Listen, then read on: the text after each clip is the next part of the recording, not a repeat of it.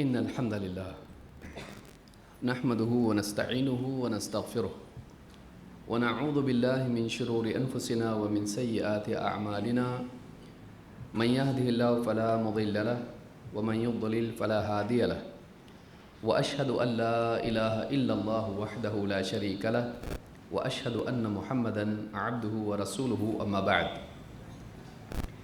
فإن خير الحديث كتاب الله وخير الهدي هدي محمد صلى الله عليه وعلى آله وسلم وشر الأمور محدثاتها وكل محدثة بدعة وكل بدعة ضلالة وكل ضلالة في النار. قال النبي صلى الله عليه وسلم نعمتان مغبون فيهما كثير من الناس الصحة والفراغ. رواہ البخاری. موقر علماء کرام، جماعت و جمعیت کے ذمہ داران، قریب و بعید سے آئے ہوئے میرے محترم دینی بھائیوں، نوجوان ساتھیوں اور قابل احترام ماں اور بہنوں، اللہ رب العالمین نے انسان کو بہت ساری صلاحیتیں عطا فرمائی ہیں. دنیوی اعتبار سے، دینی اعتبار سے، دنیا میں یا آخرت میں کامیاب ہونے کے لیے بنیادی طور پر دو چیزیں، دو صلاحیتیں، دو وصف ہوتے ہیں جن کا ہونا انسان کے لیے ضروری ہے. ایک ہے اس کی قوت علمیہ اور دوسرے ہے اس کی قوت عملیہ. ایک ہے علمی صلاحیت اور دوسرے ہے عملی قوت. یہ دو چیزیں اگر جمع ہو جائیں تو انسان کسی بھی مقصد میں کامیاب ہو سکتا ہے. کبھی علمی اعتبار سے خلل ہوتا ہے، معلومات صحیح نہیں ہوتی ہے اور انسان کسی میدان میں کود جاتا ہے، کوشش کرتا ہے، ناکام ہوتا ہے. چاہے وہ پڑھائی کا معاملہ ہو، ڈگری کا معاملہ ہو، چاہے وہ علاج کا معاملہ ہو، چاہے وہ تجارت کا معاملہ ہو یا وہ دینی دعوت کا معاملہ ہو. علمی خرابی کوششوں کو برباد کر دیتی ہے.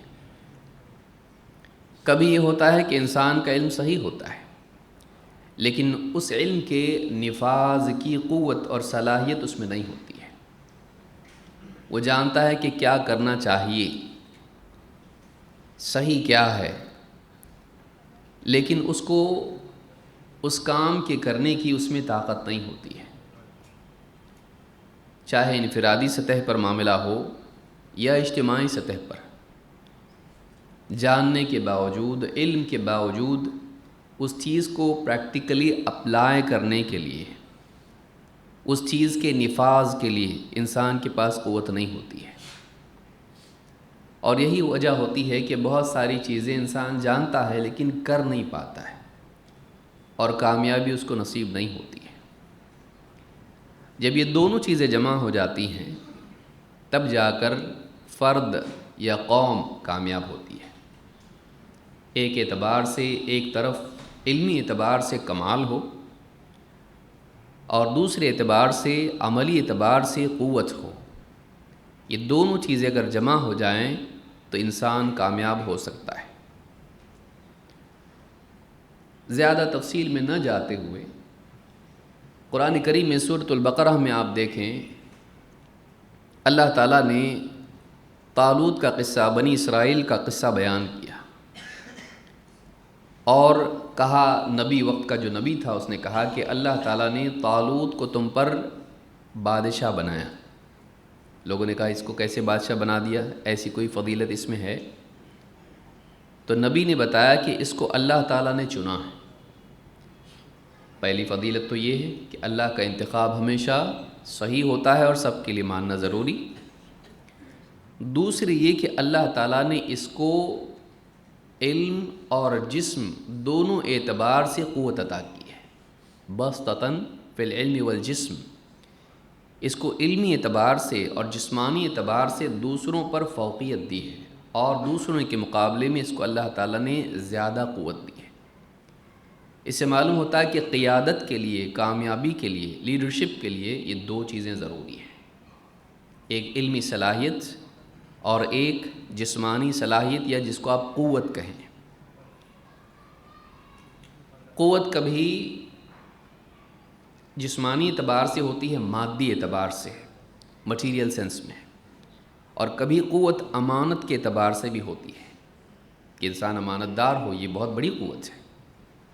اسی لیے آپ دیکھیں یوسف علیہ السلام کو جب فائنینشیل میٹر میں جب انہوں نے بادشاہ کے سامنے کہا کہ اجعلنی علی خزائن الارض، تو کیا کہا؟ انی حفیظ علیم، میں حفیظ ہوں، حفاظت کرنے والا، اور علیم ہوں، جانکار۔ وہاں قوت امانت کے اعتبار سے ضروری ہے، مال کے اعتبار سے، خزانوں کے اعتبار سے انسان میں قوت جسمانی نہیں چاہیے، وہاں کیریکٹر پاورفل چاہیے، آدمی امانت دار ہو۔ تو امانت داری ایک قوت ہے، اور یہاں بادشاہ بنانے کے اعتبار سے، جنگ جیتنے کے اعتبار سے، میدان جنگ میں اترنے کے اعتبار سے جسمانی قوت چاہیے، لیکن علم دونوں جگہ مشترک ہے، نالج دونوں جگہ کامن ہے، لیکن اس علم کے نفاذ کے لیے قوت چاہیے۔ اور کبھی یہ قوت مالی میدان میں، ٹیکنالوجی کے میدان میں، یا خاندانی معاملات میں ہوتی ہے۔ کردار انسان کا، کیریکٹر اس کا پاورفل ہو، مضبوط ہو، خاندانی زندگی میں بہت ضروری ہوتا ہے، چاہے مرد ہو یا عورت۔ اور کبھی جسمانی اعتبار سے قوت کی ضرورت ہوتی ہے کہ آدمی دوڑ دھوپ کر کے کمائیں یا قوم کے کاموں میں ہاتھ بٹائے، جان و مال کی حفاظت کے لیے ڈھال بن کے کھڑا ہو، اس اعتبار سے جسمانی قوت کی ضرورت ہوتی ہے۔ کسی بھی قوم میں اگر یہ دو باتیں جمع ہو جائیں تو وہ قوم کامیاب ہوتی ہے۔ جوانی کی عمر میں عموماً انسان کے پاس قوت زیادہ ہوتی ہے جسمانی اعتبار سے، اور بڑھاپے میں انسان کے پاس علمی صلاحیت، تجربہ اور علمی قوت زیادہ ہوتی ہے۔ کسی بھی قوم میں اگر یہ دو قوتیں جمع ہو جائیں، بوڑھے کا تجربہ، علماء کا علم اور ان کا تجربہ، سماج کے ذمہ دار بڑے بوڑھے ان کا تجربہ، ان کا ایکسپیرینس، اور قوم کے نوجوان ان کی قوت، اگر یہ دونوں چیزیں جمع ہو جائیں، ان کی ایکسپرٹیز، ان کی صلاحیتیں اگر یہ جمع ہو جائیں، یہ دو چیزیں جمع ہو جائیں، وہ قوم کامیاب ہوتی ہے۔ جب کسی قوم میں یہ دو چیزیں جمع ہو جائیں، ایک طرف علماء ہیں جن کی عمریں چلی گئی لیکن ان کے پاس علم ہوتا ہے، سماج کے بڑے بوڑھے ہیں، ان کی زندگی ابھی اپنے اختتام پر ہے لیکن ان کے پاس زندگی کا تجربہ ہے، انہوں نے خود اپنی جوانی بھی دیکھی ہے اور اتار چڑھاؤ زندگی کے دیکھے ہیں، ان کے پاس ایکسپیرینس ہے۔ اور ایک طرف جوان ہے، ابھی وہ اپنی زندگی کی شروعات کی دہلیز پر ہے، اب اس نے فیوچر دیکھنا ہے۔ اگر وہ ان بوڑھوں کا اور خصوصاً ان علماء کا علم اور تجربہ ساتھ میں لے لے تو آگے کی ٹھوکریں اس کو نہیں کھانی پڑتی ہیں۔ دنیا میں ایک تو وہ لوگ ہوتے ہیں جو ٹھوکر کھاتے ہیں اور اس کے بعد سیکھتے ہیں اور آئندہ اس کو ریپیٹ نہیں کرتے ہیں، غلطی ریپیٹ نہیں کرتے ہیں، وہ ٹھوکریں کھاتے کھاتے کھاتے کھاتے زندگی میں بہت تجربات حاصل کرتے ہیں۔ دوسرے وہ لوگ ہوتے ہیں جو ان سے زیادہ عقل مند ہوتے ہیں، بولتے ہیں مجھ کو ٹھوکر نہیں کھانا ہے۔ ہم ان سے سیکھیں گے جنہوں نے زندگی میں ٹھوکریں کھائی ہوں یا دوسروں کو ٹھوکر کھاتا دیکھا ہو، اور ان کا ایکسپیرینس ہم لیں گے تاکہ ہم ٹھوکروں سے بچیں۔ کیوں آدمی زخمی ہو، کیوں آدمی گڑھے میں گرے، کیوں آدمی لمبا سفر طے کرے، کیوں نہ ہم ان لوگوں کا تجربہ لیں جو ہم سے پہلے ہیں اور انہوں نے زندگی سے جو کچھ سیکھا ہے وہ ہم ان سے سیکھیں، اور پھر ہم وہ غلطیاں ریپیٹ نہ کریں اور ہم تیزی سے زندگی میں آگے بڑھیں۔ تو نوجوان قوم کی امید ہوتی ہے، یہ قوم کی ریڑھ کی ہڈی ہوتی ہے، کیونکہ قوت نوجوان قوم کو دیتا ہے۔ بوڑھا آدمی بیٹھے گا کہے گا ایسا ہونا چاہیے، ایسا ہونا چاہیے، چچا کرو، میرے اندر طاقت نہیں ہے، میرے اندر طاقت نہیں ہے۔ اس کا نفاذ کون کرے گا، اس کو پریکٹیکلی اپلائی کون کرے گا، اس ایکسپیرینس کو، اس نالج کو، اس تجربے کو۔ نوجوان۔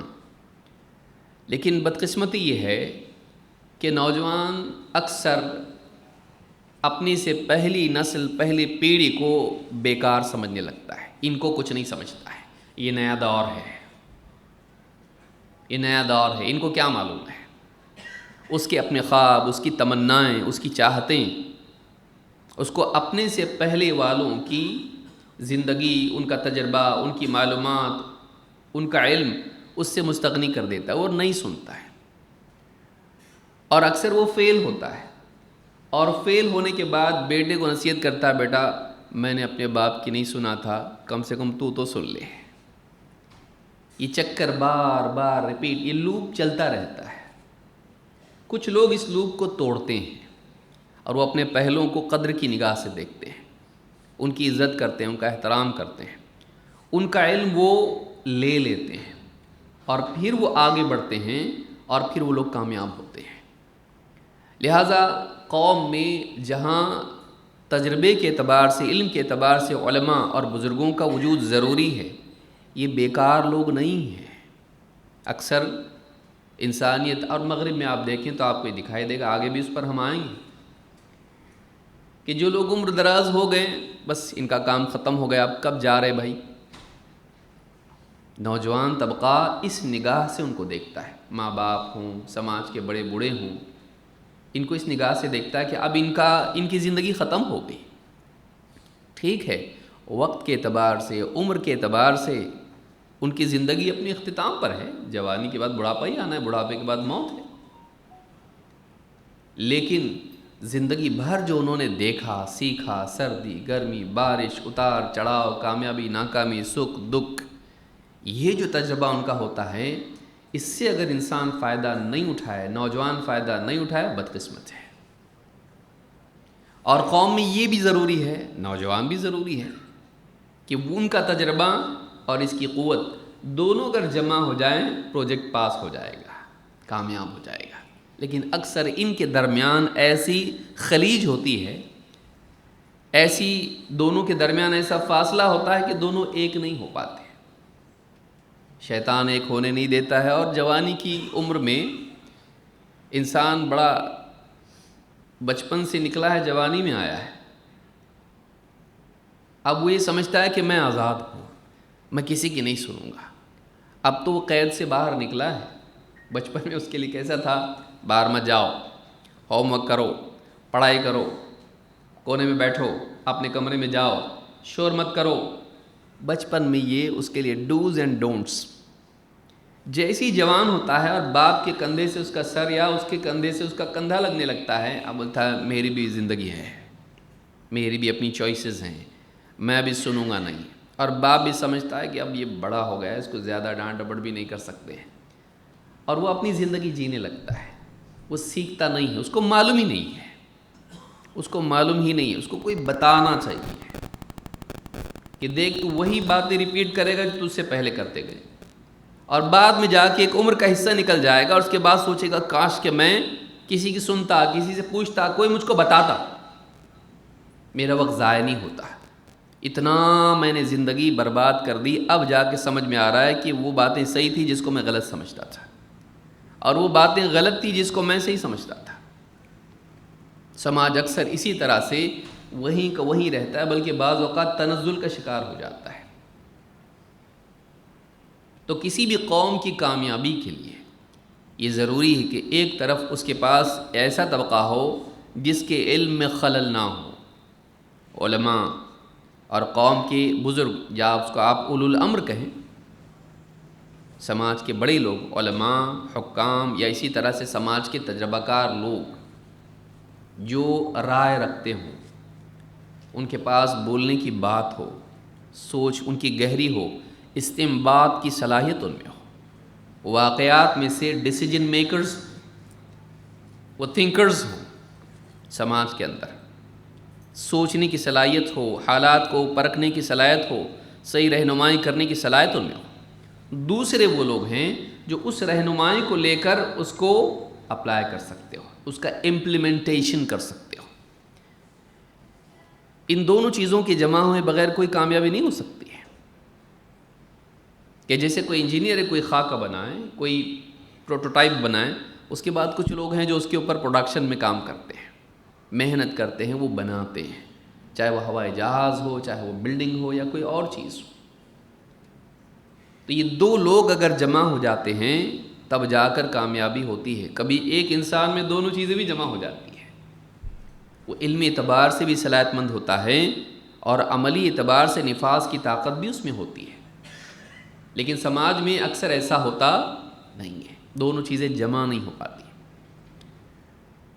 تو یہ دو چیزیں جمع ہونا، اس لیے جہاں نوجوانوں کی اہمیت ہے بزرگوں کی اہمیت ہے، جہاں بزرگوں کی اہمیت ہے نوجوانوں کی اہمیت ہے، بشرطے کہ دونوں اپنا اپنا کام کریں اور ایک دوسرے کی قدر کریں۔ دونوں اپنا اپنا کام کریں اور ایک دوسرے کی قدر کریں، اپنا اپنا جو اس کے پاس ہے وہ سماج کے لیے دیں۔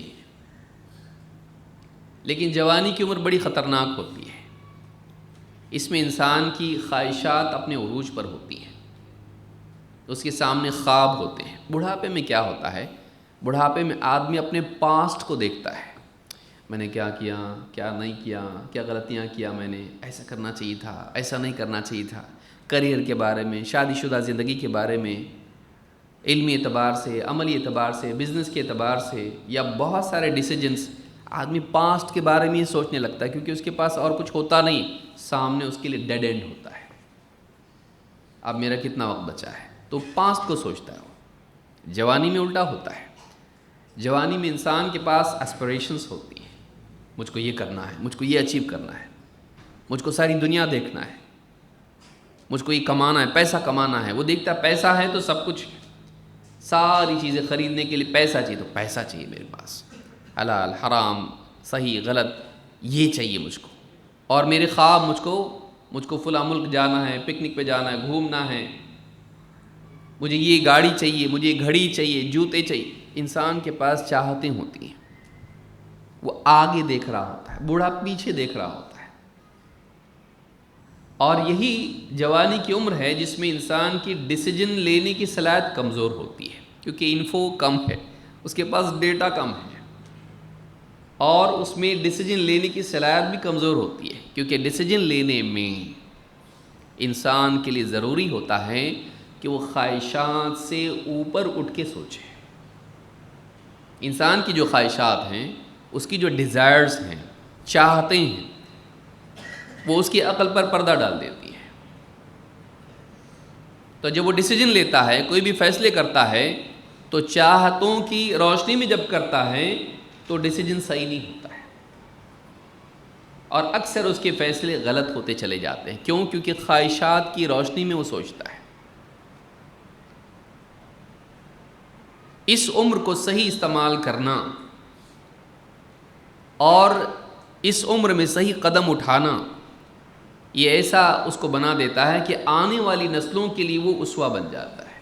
اس کو دیکھو کتنا اچھا لڑکا ہے، کیسا اس نے محنت کی، کیسا صحیح چلا، کیسے بڑوں کی تمیز اس کے اندر، دین بھی اس کے اندر ہے، دنیا بھی اس کے اندر، دیکھو آج کامیاب ہے۔ وہ دوسروں کے لیے نمونہ بنتا ہے۔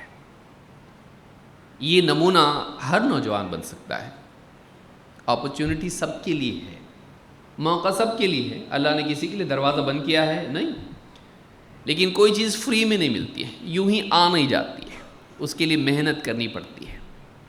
صحیح علم اور صحیح عمل اگر جمع ہو جائے، انسان کامیاب ہوتا ہے۔ آج کی اس گفتگو میں ہم اسی بات پر یعنی غور کریں گے کہ مثالی نوجوان ہوتا کون ہے، اس میں کیا چیزیں ہوتی ہیں۔ اس کو کچھ پر تو لگے ہوئے نہیں ہوتا ہے کہ آسمان میں اڑتا ہو، علمی اعتبار سے، عملی اعتبار سے، اخلاقی اعتبار سے وہ کیسا ہوتا ہے، اس میں کیا ہونا چاہیے اور کیا نہیں ہونا چاہیے۔ یہ نوجوان بچوں کے لیے بھی ہے اور بچیوں کے لیے بھی ہے، کیونکہ قوم میں ان دونوں، نوجوان لڑکے اور نوجوان لڑکیاں، ان دونوں کے ملاپ سے قوم آگے بڑھتی ہے، کیونکہ سماج گھروں سے بنتا ہے، اور گھر اس کی بنیاد بیوی شوہر ہوتے ہیں، مرد اور عورت۔ اللہ تعالیٰ نے پہلے انسان کو بسایا، ساتھ میں کیا؟ مرد کے ساتھ میں عورت، ایک جوڑا بنایا، اور اس جوڑے سے انسانیت بڑھی۔ تو سماج کی بیسک یونٹ یہ ہے، مرد اور عورت، بیوی شوہر۔ پہلا رشتہ ماں باپ کا بھی نہیں ہے، پہلا رشتہ بیوی شوہر کا ہے۔ انسان کی ہسٹری آپ پیچھے تک جائیں، شروعات کہاں ہوئی؟ مرد اور عورت، بیوی شوہر، آدم و حوا، اور ان سے ساری انسانیت کا سلسلہ بڑھا۔ سماج کی بنیادی اکائی، بیسک یونٹ یہ ہے۔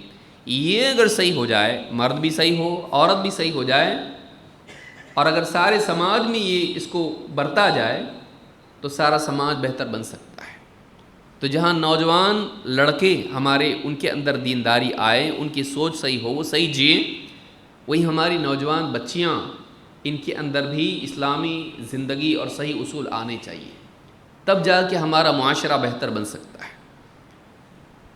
لیکن مسئلہ یہ ہے کہ عموماً انسان اپنی اس عمر کو صحیح استعمال نہیں کرتا ہے۔ اسی لیے اللہ کے نبی صلی اللہ علیہ وسلم نے فرمایا، نعمتان مغبون فیہما کثیر من الناس، الصحۃ والفراغ۔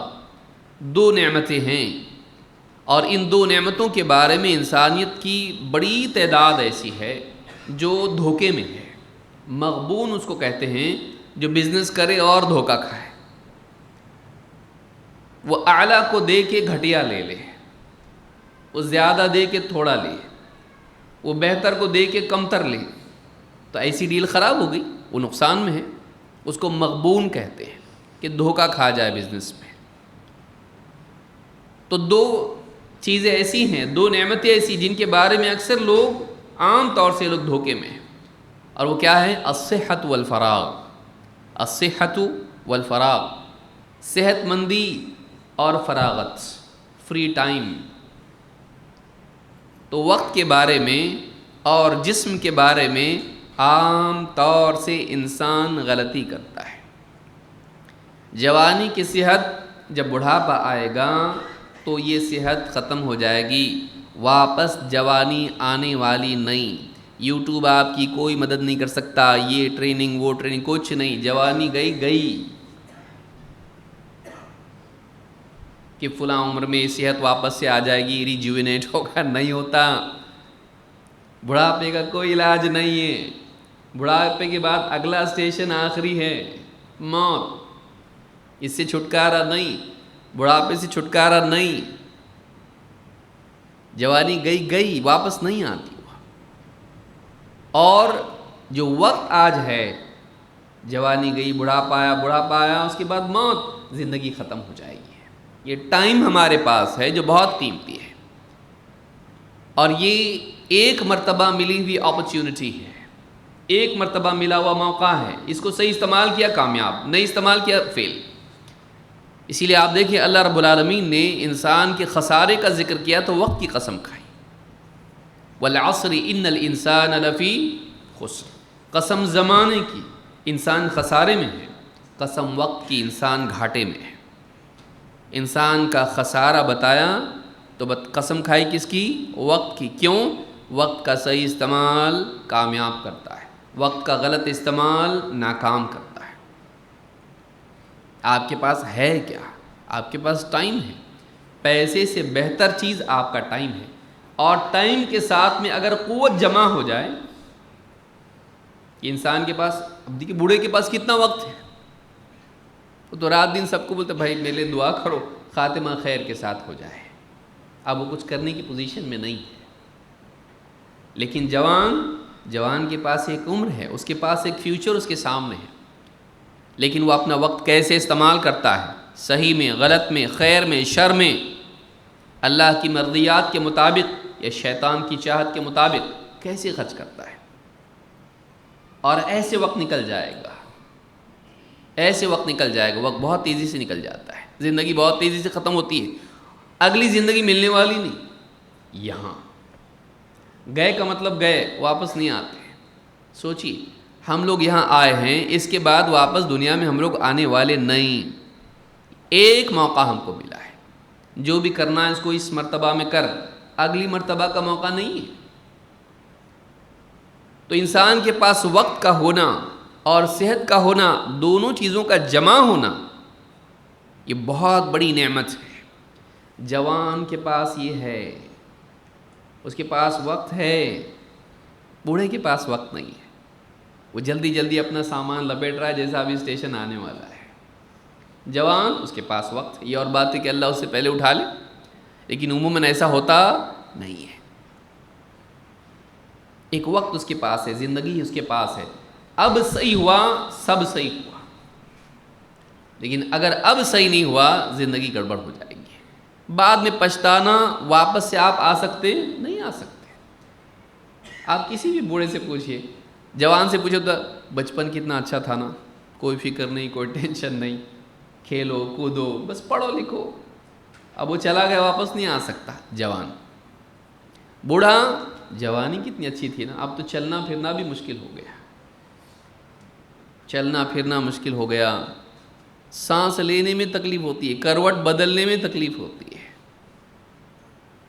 کروٹ بدلو تو پسلیاں دکھتی ہیں، بات کرنے میں تکلیف ہوتی ہے، گھر سے مسجد جانا بہت بڑا مجاہدہ ہے، لاٹھی نہ ہو تو آدمی کھڑا نہیں ہو سکتا، پیشاب پاخانے کی تکلیف ہے، بیٹھنا مشکل ہے، بیٹھے تو اٹھنا مشکل ہے، گھٹنے ساتھ نہیں دیتے، کھانا کھاؤ تو پیٹ دشمن ہے، جلدی سے قبول ہی نہیں کرتا، نو بولتا کچھ بھی کھائے تو، سنبھال کے کھاؤ نہیں تو میں نہیں جانتا، پھر ڈاکٹر کے پاس جانا پڑے گا۔ پیٹ کا حل یہ حال ہے پیٹ کا، اور پیٹ کیا منہ سے ہی تکلیف شروع ہے، دانت بھی بول رہے ہیں ہم جا رہے ہیں، ایک ایک کر کے دانت بھی ساتھ چھوڑ دیتے ہیں۔ بتائیے، آنکھیں ساتھ چھوڑ دیتی، کان ساتھ چھوڑ دیتے ہیں، زبان پلٹتی نہیں ہے، ہاتھ کانپتے ہیں، پاؤں بوجھ اٹھا نہیں پاتے ہیں، گھٹنوں میں تکلیف ہوتی ہے، بڑھاپا ہی ہے، جسم ساتھ نہیں دیتا ہے۔ جوانی میں آپ کے پاس صحت ہے، اب نہیں سمجھے گا یہ۔ کسی بوڑھے کے ساتھ بیٹھیے، موبائل فون بازو رکھیے، بوڑھے کے ساتھ بیٹھیے، پوچھیے آپ کچھ بتاؤ چچا، مجھ کو کچھ نصیحت کرو، اور اس کی بات دھیان سے سنیے، اس کی بات میں آپ کو سمجھ میں آئے گا کہ جو اللہ نے آپ کو جوانی دی وہ کتنی قیمتی ہے، اور ہم اس کو کس چیز میں لگا رہے ہیں۔ لہٰذا جوانی کی قدر کرنا یہ بہت ضروری ہے۔ جن کی جوانی چلی گئی واپس نہیں آنے والی ہے، جن کے پاس آج ہے بہت خوش قسمت ہے، ابھی ان کے پاس موقع ہے، خصوصاً جب کہ ان کو کوئی نصیحت کرنے والا، جگانے والا، سمجھانے والا، رہنمائی دینے والا ہو، یہ بہت ضروری ہے۔ تو آج ہم اسی عنوان پر گفتگو کریں گے، اس کی اہمیت کتنی ہے۔ اللہ کے رسول صلی اللہ علیہ وسلم کی حدیث سے معلوم ہوتا ہے کہ قیامت کے دن جو سوالات ہیں ان میں ایک سوال جوانی کے بارے میں بھی ہے۔ اللہ کے رسول صلی اللہ علیہ وسلم فرماتے ہیں، لا تزول قدم ابن آدم یوم القیامت من عند ربہ حتی یسأل عن خمس۔ ابن آدم کے قدم قیامت کے دن اپنے رب کے ہاں سے ہٹ نہیں پائیں گے جب تک کہ وہ 5 سوالوں کا جواب نہ دے دے۔ عن عمرہ فیما افناہ، وعن شبابہ فیما ابلاہ، ومالہ من این اکتسبہ وفیما انفقہ، وماذا عمل فیما علم۔ امام الترمذی نے اس کو روایت کیا ہے اور یہ حدیث حسن درجے کی ہے۔ 5 سوالات ہیں۔ آپ فرماتے ہیں کہ بنی آدم کے، انسان کے قدم تب تک کہ حشر کے میدان سے ہٹ نہیں سکتے ہیں، اس کو رب کو جواب دینا ہے جب تک کہ وہ 5 سوالوں کا جواب نہ دے دے۔ نمبر 1، عن عمرہ فیما افنا، اپنی عمر کس کام میں فنا کی؟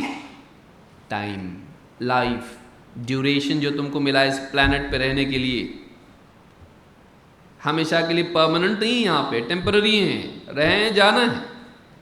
جو وقت تجھ کو ملا تھا اس کو کس کام میں لگایا؟ اپنا ٹائم کیسے یوٹیلائز کیا، اپنا وقت کس چیز میں انویسٹ کیا۔ عن عمرہ فیما افنا، وعن شبابہ فیما ابلاہ، اپنی جوانی کی قوتوں کو کن کاموں میں کھپایا۔ انرجی تجھ کو جو ملی تھی، جسمانی اعتبار سے جو قوت ملی تھی تجھ کو، اس کو کس کام میں لگایا۔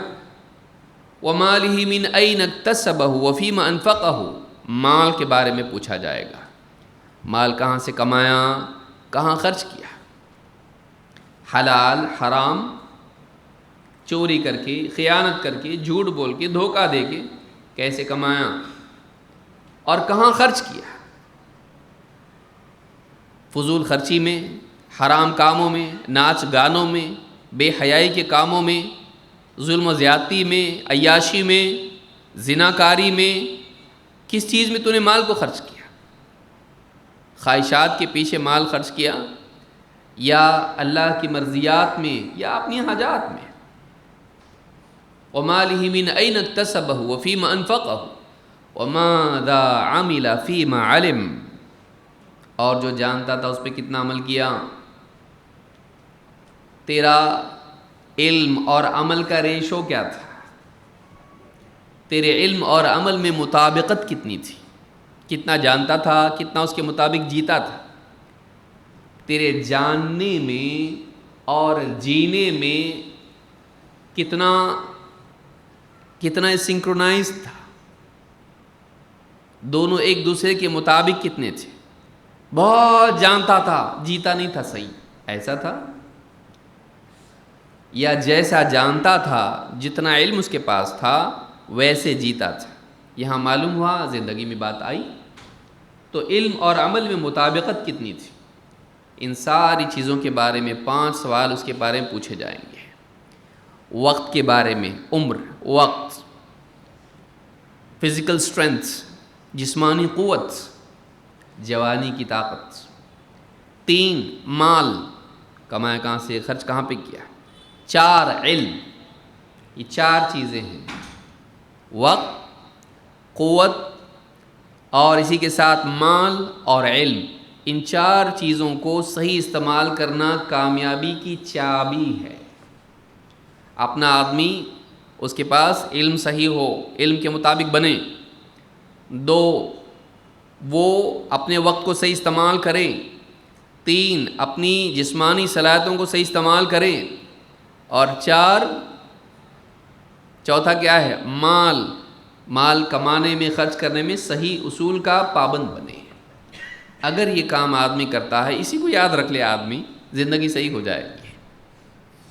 انہی 4 چیزوں کو آدمی یاد رکھے، کیونکہ 2 سوال تو مال کے بارے میں ہیں، اور 2 سوال ایسے ہیں جو وقت اور قوت کے بارے میں ہیں، اور 1 سوال ہے جو فنڈامنٹل ہے، تیرا علم، معلومات کے مطابق تو تھا کہ نہیں تھا۔ تو یہ حدیث ہم کو بتاتی ہے کہ اگرچہ عمر پوری عمر ہے، لیکن پوری عمر میں ایک حصہ جوانی کا ہے۔ پوری عمر کا تو سوال ہے ہی ہے، جوانی کا بھی ہے۔ اس سے معلوم ہوتا ہے کہ پوری عمر میں جوانی کا وقت کتنا امپورٹنٹ ہے، کہ اس کو الگ سے ایک سوال رکھا گیا، جوانی کی قوت، کیونکہ اس عمر میں قوتیں اپنے عروج پر ہوتی ہیں، عمل کی صلاحیت پوری ہوتی ہے۔ اب تو نے جو عمل کیا ہے وہ اچھا کیا کہ برا کیا، اپنی طاقت استعمال کی تو صحیح میں یا غلط میں، لہٰذا اس عمر کا صحیح استعمال کرنا یہ بہت ضروری ہے۔ آئیے دیکھتے ہیں اچھا نوجوان کون ہوتا ہے، یا جو جوان ہے وہ چاہتا ہے کہ میں اچھی زندگی گزاروں، اس کو کیا کرنا چاہیے، کیا نہیں کرنا چاہیے۔ اور اس کی فہرست بہت لمبی ہے، لیکن ہم کچھ باتیں اس میں دیکھیں گے، اور ضمناً جو باتیں آ جائیں انشاءاللہ اس کو بھی ہم دیکھیں گے۔ سب سے پہلے کامیابی کے لیے ایک نوجوان کے لیے ضروری ہے کہ وہ عقیدہ سیکھے، اس لیے کہ آخرت میں کامیاب ہونے کے لیے، دیکھیے آپ کا انٹرویو ہونے والا ہے، آپ کو کوڈنگ آتا کہ نہیں آتا، آپ کو فلاں چیز بنانے آتی نہیں آتی، آپ کو ایڈمنسٹریشن بزنس کا کتنا علم ہے، تجارت کا کتنا علم ہے، اپنی جگہ ہے، لیکن دنیا ختم ہونے کے بعد آخرت میں جب جائیں گے وہاں بھی انٹرویو ہے نا، اور وہ انٹرویو کون لینے والا ہے؟ فرشتے۔ جیسے ہی دفن کر کے لوگ جائیں گے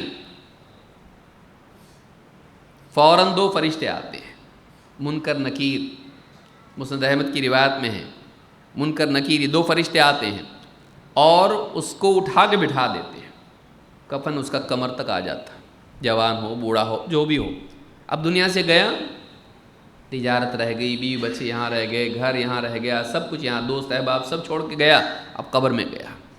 قبر میں سب سے پہلا انٹرویو جب اس کا ہوگا وہاں اس کو سب سے پہلا سوال کیا ہے؟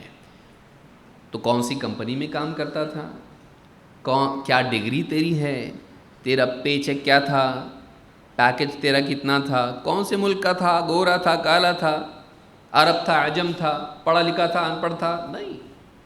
وہ ساری چیزیں دنیا کی عزت کے اعتبار سے ہیں. اس کی بنیاد پر لوگ دنیا میں تجھ کو پرکھتے تھے کہ تجھ کو یہ کتنا معلومات ہے، تیرے پاس پیسہ کتنا ہے، تو دکھنے میں کیسا ہے. سارا گیا ہوں. اب تو آیا ہے آخرت میں. اب تیرا انٹرویو جو ہو رہا ہے، سب سے پہلے سوال کیا ہے؟ من ربک، تیرا رب کون؟ اور ایک ابو داؤد کی حدیث میں ہے، اس سے پوچھا جاتا ہے ما کنت تعبد، کس کی عبادت کرتا تھا؟ اللہ کو پہچانتا تھا کہ نہیں؟ اپنے رب کو، اپنے معبود کو جانتا تھا کہ نہیں؟ فلاں ملک کا پریزیڈنٹ یہ ہے، یو این او کا ہیڈ کون ہے، یو این کا، اور اسی طرح سے فلاں کرکٹ میں ٹیم کا کیپٹن کون ہے، فلاں سونے کا بھاؤ کیا چل رہا ہے، یا کون سی ٹیکنالوجی آج لیٹسٹ ہے. یہ معلومات وہاں کام نہیں آنے والی ہے، یہ سب ختم. تو نے پوری زندگی لگائی، اس زندگی میں سب چیزوں کو تو نے جانا، پہچانا، سب کچھ کیا. تو نے اپنے رب کو پہچانا کہ نہیں؟ تو سب سے پہلا امتحان جو انسان کا ہونے والا ہے موت کے بعد، جو جانچا جائے گا، جس کی بنیاد پر اگلے مراحل طے ہوں گے. حضرت عثمان بن عفان رضی اللہ تعالیٰ عنہ، وہ قبر پر جب دفن کیا جاتا کسی کو، شریک ہوتے جنازے میں، بہت روتے ہیں. لوگوں نے کہا جہنم کا تذکرہ آتا ہے آپ روتے، لیکن اتنا نہیں روتے آپ.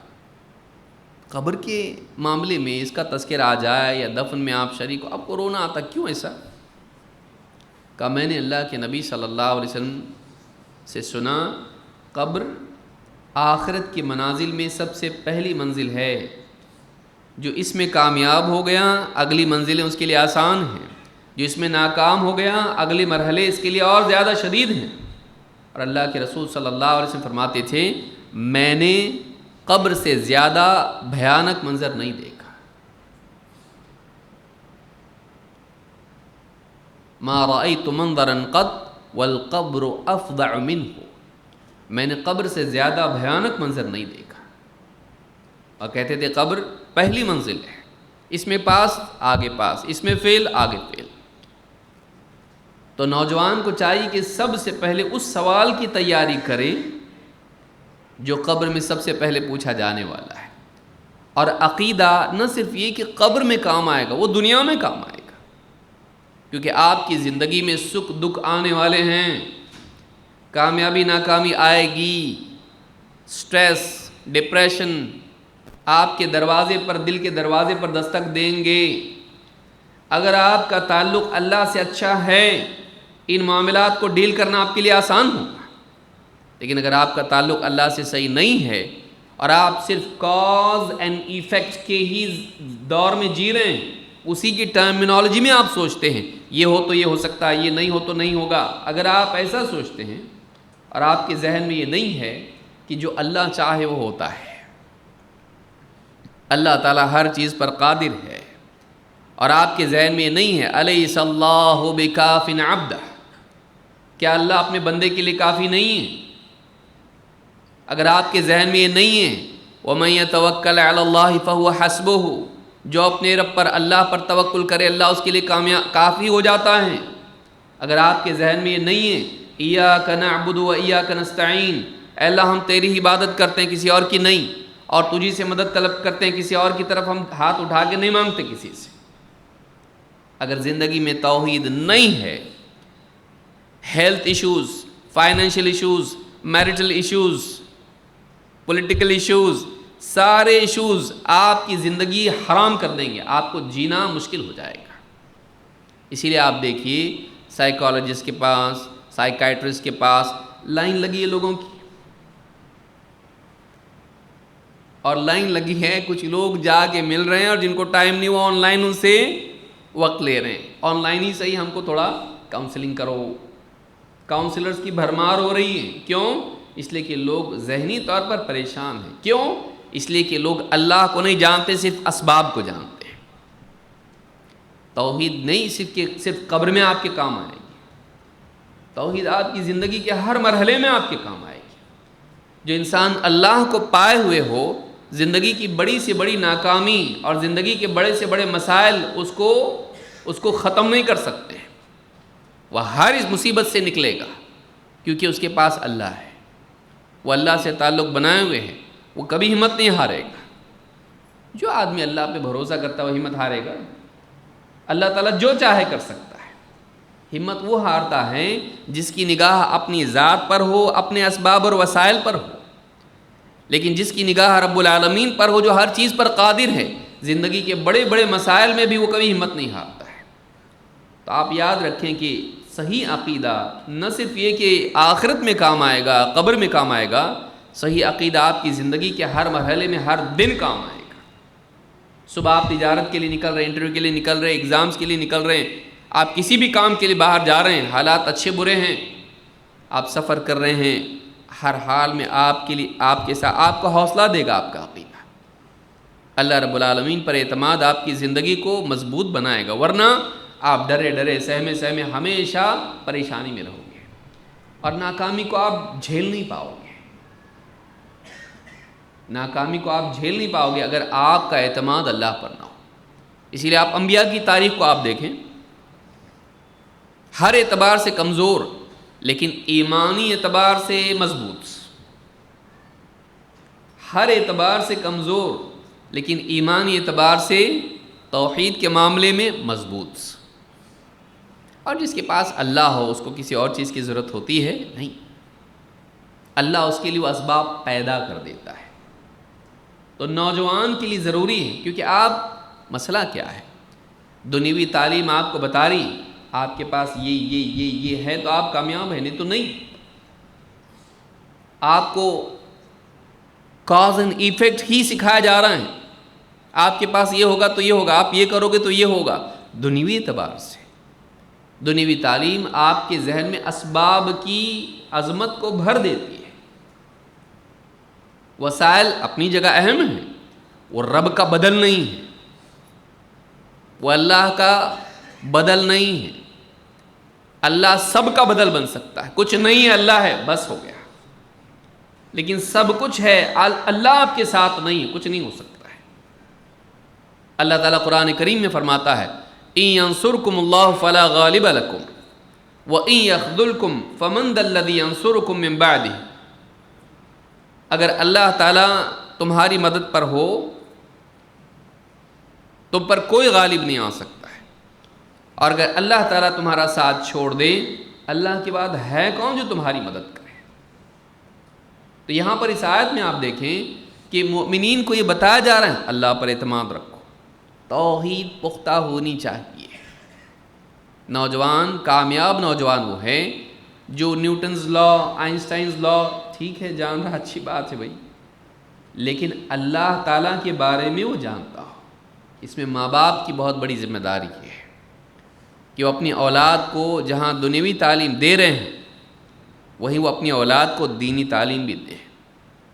انہیں دنیا کا نہ بنائیں، انہیں اللہ کا بندہ بنائیں، اللہ سے جوڑنے والے بنیں. اللہ تعالیٰ قرآن کریم میں فرماتا ہے الذین آمنوا ولم یلبسوا ایمانہم بظلم اولئک لہم الامن وہم مہتدون. جو لوگ ایمان لائے اور انہوں نے اپنے ایمان میں شرک کی، ظلم کی ملاوٹ نہیں کی. یہاں ظلم سے مراد کیا ہے؟ شرک. ایمان لائے اور اپنے ایمان میں ظلم کی ملاوٹ نہیں کی. اولئک لہم الامن وہم مہتدون.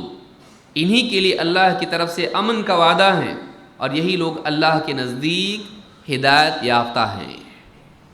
معلوم ہوا کہ دنیا میں امن و امان کا ملنا اور دنیا میں اللہ کے نزدیک دنیا اور آخرت میں اللہ کی ہدایت کا مستحق بننا، اللہ کے گائیڈنس کا حقدار بننا، یہ اس بات پر منحصر ہے کہ انسان کی زندگی میں توحید ہو، وہ اللہ پر ایمان لائے، پھر اللہ کا مقام کسی اور کو نہ دے.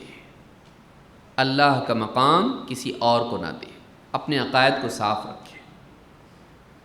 یہ نہیں کہ روزانہ دیکھ رہا ہے ہاں میرا زوڈیاک سائن کیا ہے، تمہارا کیا ہے بتاؤ، میرا یہ ہے، اور پھر ہماری زندگی میں آج ایسا ہونے والا ہے، میری زندگی میں ایسا ہونے والا ہے، نیوز پیپر دیکھ رہا ہے۔ آج ایک بڑا طبقہ اس میں لگا ہوا ہے۔ آپ اینڈرائڈ ایپلیکیشن انسٹال کرو، فری میں مل رہا ہے، دنیا میں کچھ فری نہیں ہے۔ آپ کو انسٹال کر رہے ہیں، آپ کو ایڈز آئیں گے اس میں، اور خرافاتی ایڈز آئیں گے اس میں، آپ کا عقیدہ خراب کرنے والے، آپ کے اخلاق خراب کرنے والے۔ فری ایپ فری نہیں ہوتا ہے، وہ آپ سے آپ کا اٹینشن خریدتا ہے، وہ آپ سے آپ کی اٹینشن خریدتا ہے، اور آپ کو غلط معلومات بھی دیتا ہے۔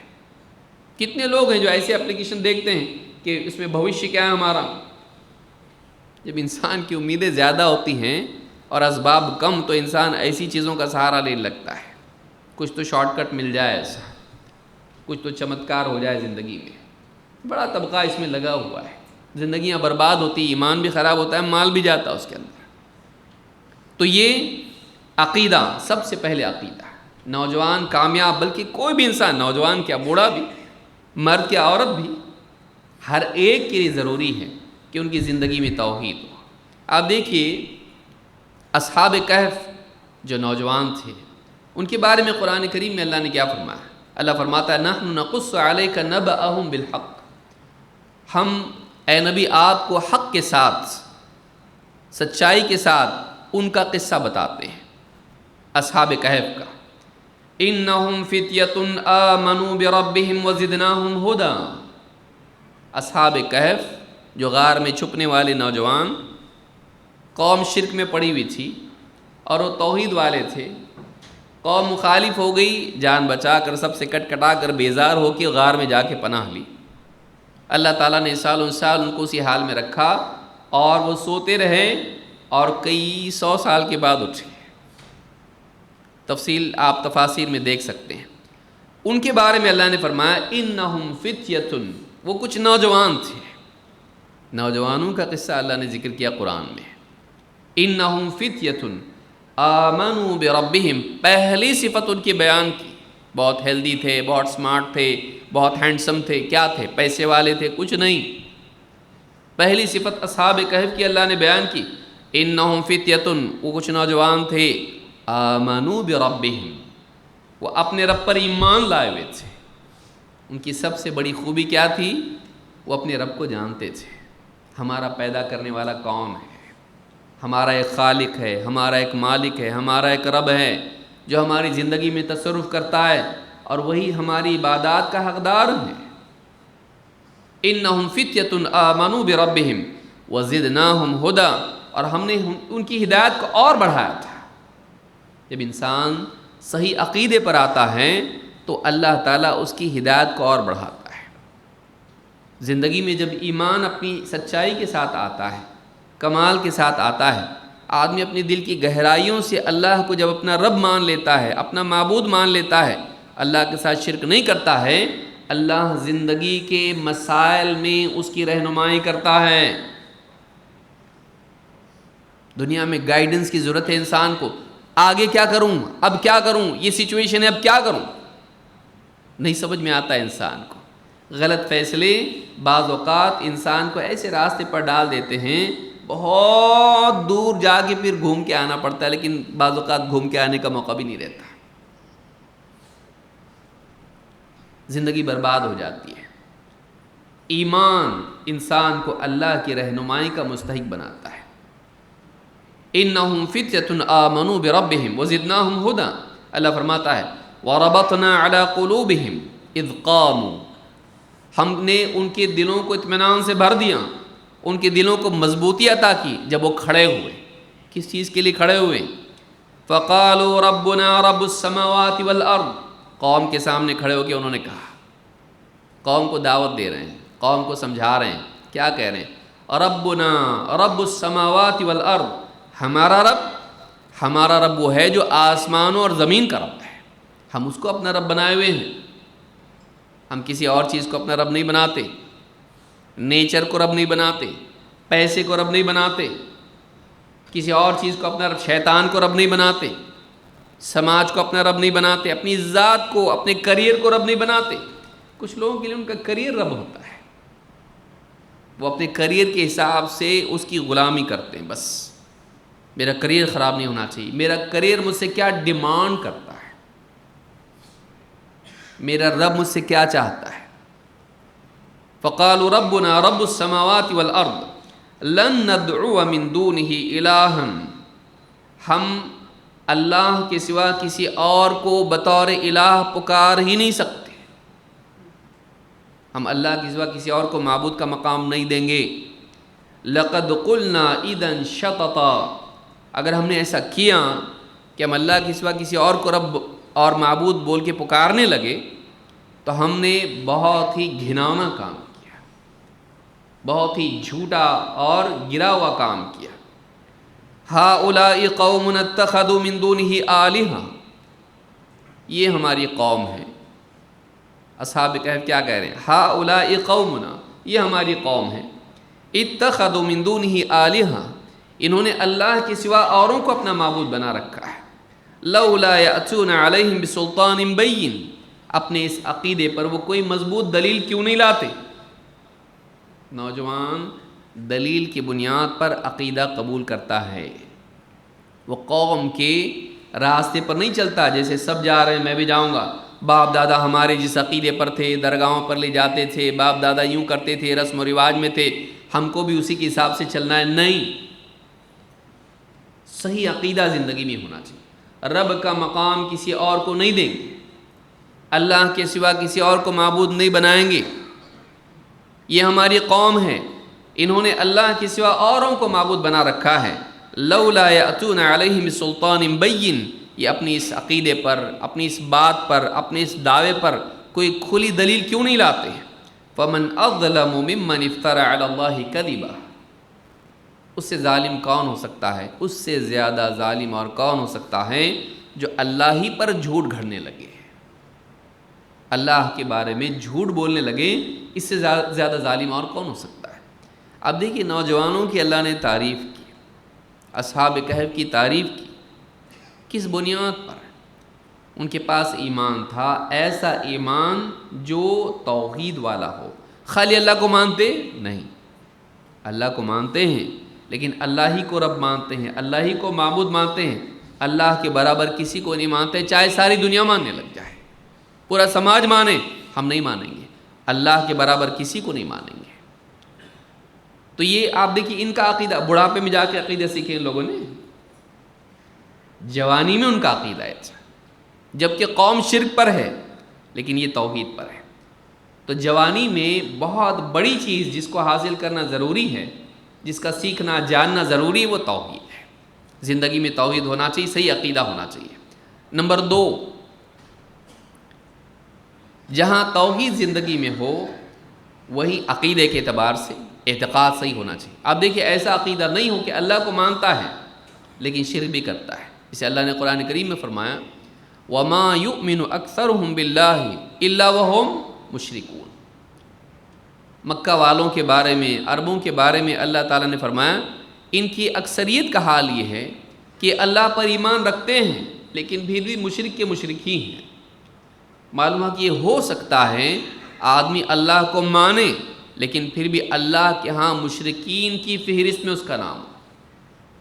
خالی اللہ کو ماننا کافی نہیں ہے۔ بہت سارے لوگ سمجھتے ہیں ہم اللہ کو مانتے نا، اللہ کو مانتے ہیں لیکن کیا ویسا مانتے جیسے نبیوں نے سکھایا؟ ویسا مانتے جیسے نبی صلی اللہ علیہ وسلم نے سکھایا کہ اللہ کے برابر کسی کو نہیں ماننا، نہ ربوبیت میں، نہ الوہیت میں، نہ اسماء و صفات میں۔ اللہ کا مقام کسی کو نہیں دینا، یہ پہلی چیز ہے جو نوجوان کی زندگی میں ہونی چاہیے۔ شرک نہیں، شرک نہیں، نہ درگاہ پہ سر ٹکانے والا ہو، نہ ستاروں سے اپنی تقدیر کے بننے کا عقیدہ رکھنے والا ہو، نہ سائنسی قوانین کو اپنا رب بناتا ہو۔ بعض اوقات یہ بھی ہوتا ہے پڑھا لکھا ہوتا ہے ایک دم اور سائنٹیفک لاز ہی کو اصل سمجھنے لگتا ہے۔ اور بعض اوقات ایسے لاز مانتا ہے جو شرکیہ ہوتے ہیں کہ یونیورس تمہارے لیے کنسپائر کرے گی تم کو کامیاب کرنے کے لیے اگر ایٹیٹیوڈ صحیح ہوگا تو. کہاں سے لایا یہ لا آف اٹریکشن؟ اب بول دیا کسی نے، اب لے کے آ گیا گھر کو تحفہ. کہ اگر انسان پازیٹیو سوچے نا تو پوری دنیا مل کے اس کے حساب سے صحیح ہوتا چلا جاتا ہے. کیسے؟ اپنے آپ. یہ کیا ہے؟ اسلام یہ نہیں ہے. اسلام یہ ہے کہ انسان اللہ سے اچھا گمان رکھے، اللہ اس کے گمان کے مطابق اس کے ساتھ معاملہ کرتا ہے. اپنے آپ نہیں ہوتا ہے، یہ اللہ کرتا ہے. یہ نہیں کہ کائنات اس کے لیے، پوری یونیورس تمہارے لیے ایکٹیو ہو گئی ہے تمہارے پازیٹیو ایٹیٹیوڈ کی وجہ سے. کہاں سے لایا؟ کچھ بھی بولیں گے. پڑھ رہا ہے بزنس ایڈمنسٹریشن کی بک میں، پرسنالٹی ڈیولپمنٹ کی بکس میں اور سیلف ہیلپ بکس میں، اور کچھ بھی کامیاب ہونا ہے تو اپنا ایٹیٹیوڈ صحیح کرو. تمہارا ذہن اگر پازیٹیو ہوگا پوری یونیورس تمہارے لیے کیا کرے گی؟ کامیابی کو لا کے تمہارے قدموں میں رکھ دے گی. کون سی یونیورس؟ یونیورس کرتی ہے ایسا. ستارے، چاند، سورج سب مل کے تمہارے لیے کوشش کر رہے ہیں، ہوائیں، بادل سب مل کے تمہارے لیے کوشش کر رہے ہیں. اللہ تعالیٰ چاہے گا تو ہوگا، نہیں تو نہیں ہوگا. ایک آدمی نے کہا، اللہ کے رسول صلی اللہ علیہ وسلم کے زمانے میں ایک شخص نے کہا، ما شاء اللہ و ما شئت، اے نبی جو اللہ چاہے جو آپ چاہیں. خالی آپ چاہے بھی نہیں بولا، اللہ کو پہلے بول رہے ہیں جو اللہ چاہے اور آپ چاہیں. آپ نے فرمایا، اجعلتنی واللہ عدلا، مجھ کو اللہ کے برابر کرتا ہے؟ بلکہ تو کیا کہے، ولیکن قل ما شاء اللہ وحدہ، اکیلا اللہ جو چاہے گا وہ ہوگا. کائنات میں اللہ تعالیٰ کی مشیت چلتی ہے، ہوتا وہی ہے جو اللہ چاہتا ہے. اللہ کے دینے سے ملتا ہے، اللہ روک لے تو نہیں ملتا. اللہ تعالیٰ چاہے تو ملتا، نہیں چاہے تو نہیں ملتا. مومن کا عقیدہ یہ ہونا چاہیے، مومن کا عقیدہ یہ ہونا چاہیے. ہم مغربی افکار کے وہ ایک طرف تو اللہ کو ہی نہیں مانتے. دیکھیے عجیب بات یہ ہے کہ کائنات کا کوئی خالق نہیں، کوئی مالک نہیں، کوئی چلانے والا نہیں، لیکن کائنات آپ کو کامیاب کرے گی. تو یہ تو رب بنایا نا اس نے. کہا کہیں نہ کہیں آدمی کو ماننا ہی ماننا ہے کسی کو. یا پھر آدمی یہ کہے دہریت کی طرف چلا جائے، الحاد کی طرف چلا جائے کہ کائنات اپنے آپ بن گئی. بہت پڑھا لکھا جب ہو جاتا آدمی تو اللہ تعالیٰ کا انکار کر دیتا ہے. یہ دکھتا ہے، وہ دکھتا ہے، وہ دکھتا ہے، اللہ نہیں دکھتا ہے. تو سائنٹیفکلی کیسے پروو کریں گے اللہ ہے؟ بغیر دیکھے کیسا مانیں گے؟ یہ تو اندھ شردھا ہے نا، سپرسٹیشن ہے اللہ کو ماننا. اب دیکھتا ہے مغرب میں جاتا ہے، آکسفورڈ میں جا کے پڑھ رہا ہے، کیمبرج میں جا کے پڑھ رہا ہے، سمجھتا ہے وہاں لوگ عقل مند ہوتے ہیں. ضروری ہے بھائی، جاہل پوری دنیا میں انٹرنیشنل جہالت، صرف ہمارے یہاں نہیں ہے. اور جہالت صرف پڑھے لکھوں میں نہیں ہوتی، ان پڑھ لوگوں میں نہیں ہوتی ہے. پڑھے لکھوں کی جہالت زیادہ ایڈوانسڈ ہوتی ہے. اور آج آپ ان ملکوں میں دیکھیے جو بہت زیادہ ترقی یافتہ ہیں، وہاں گندگی یہاں کے مقابلے میں بہت سارے معاملات میں بہت زیادہ ہے، اور وہ خود اس کی وجہ سے پریشان ہیں. وہ ایسی مصیبت کھڑے کرتے ہیں کہ اس سے نپٹنے کی ان میں ہی طاقت نہیں ہوتی ہے. نئے نئے ایشوز وہ خود کریٹ کرتے ہیں. آگے اس پر بھی ہم لوگ آئیں گے. تو دہریت یہ پڑھے لکھے طبقے میں آتی ہے کہ میں گاڈ کو نہیں مانتا، کوئی خالق نہیں، سب اپنے آپ بن گیا، سب اپنے آپ بن گیا. کیوں؟ کیونکہ اللہ دکھائی نہیں دیتا ہے. اللہ دکھائی نہیں دیتا ہے، لیکن کائنات تو دکھائی دیتی ہے نا. اس کا بنانے والا کوئی نہیں ہے، بنانے والا ہے، بنانے والا ہے، اپنے آپ نہیں بنتا ہے. کوئی کہے یہ مائک اپنے آپ بن گیا، یہ موبائل اپنے آپ بن گیا، اور یہ سب چیزیں اپنے آپ بن گئی، مانتا ہے کوئی نہیں. اور روبوٹ بتا دے کوئی، سب سے ایڈوانسڈ روبوٹ لا کے کھڑا کر دیا ہمارے سامنے، اور کوئی آدمی گاؤں کا دیہاتی آ کے بولے آپ لوگ بولتے ہیں انسان اپنے آپ بن گیا، یہ بھی اپنے آپ بن گیا ہوگا، مانیں گے؟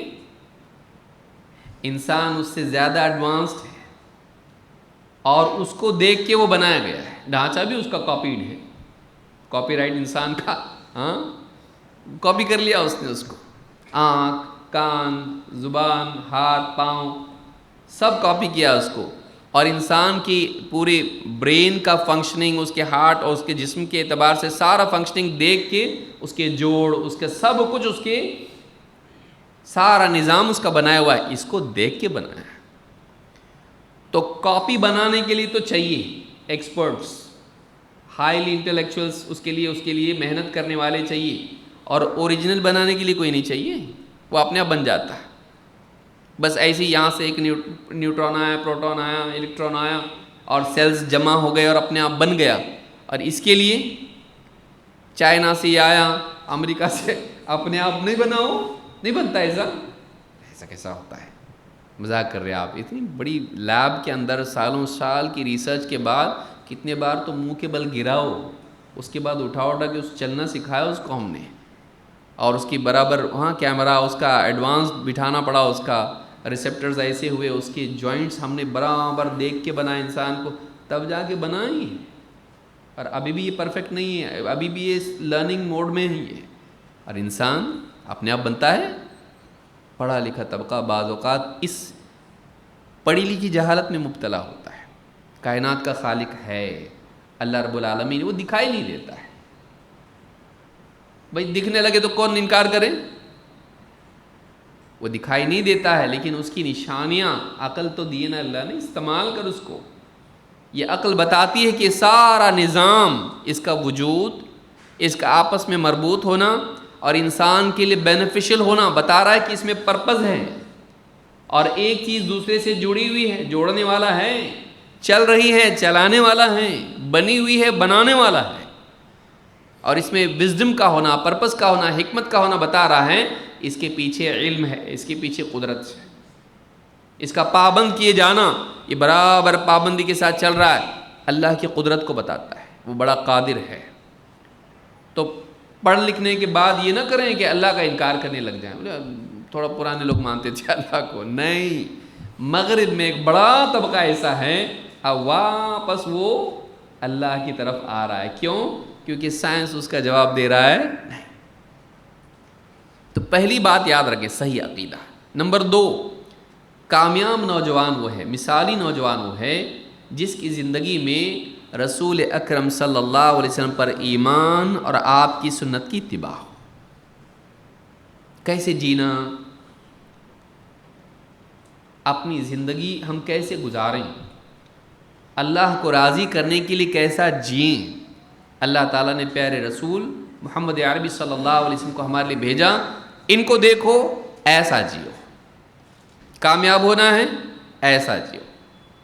ہمارے لیے آئیڈیل اسوہ کون ہے, کس کو دیکھ کر ہم جئیں. اللہ نے ہم کو یوں ہی نہیں چھوڑ دیا تمہارے حساب سے جو کرنا ہے کرو, بلکہ اللہ تعالیٰ نے ہمارے لیے ایک ایسی شخصیت بھیجی جن کی زندگی کا ہر پہلو منور ہے, جن کی زندگی کا ہر آسپیکٹ ہمارے لیے ایک آئیڈیل اور ماڈل ہے, نمونہ ہے.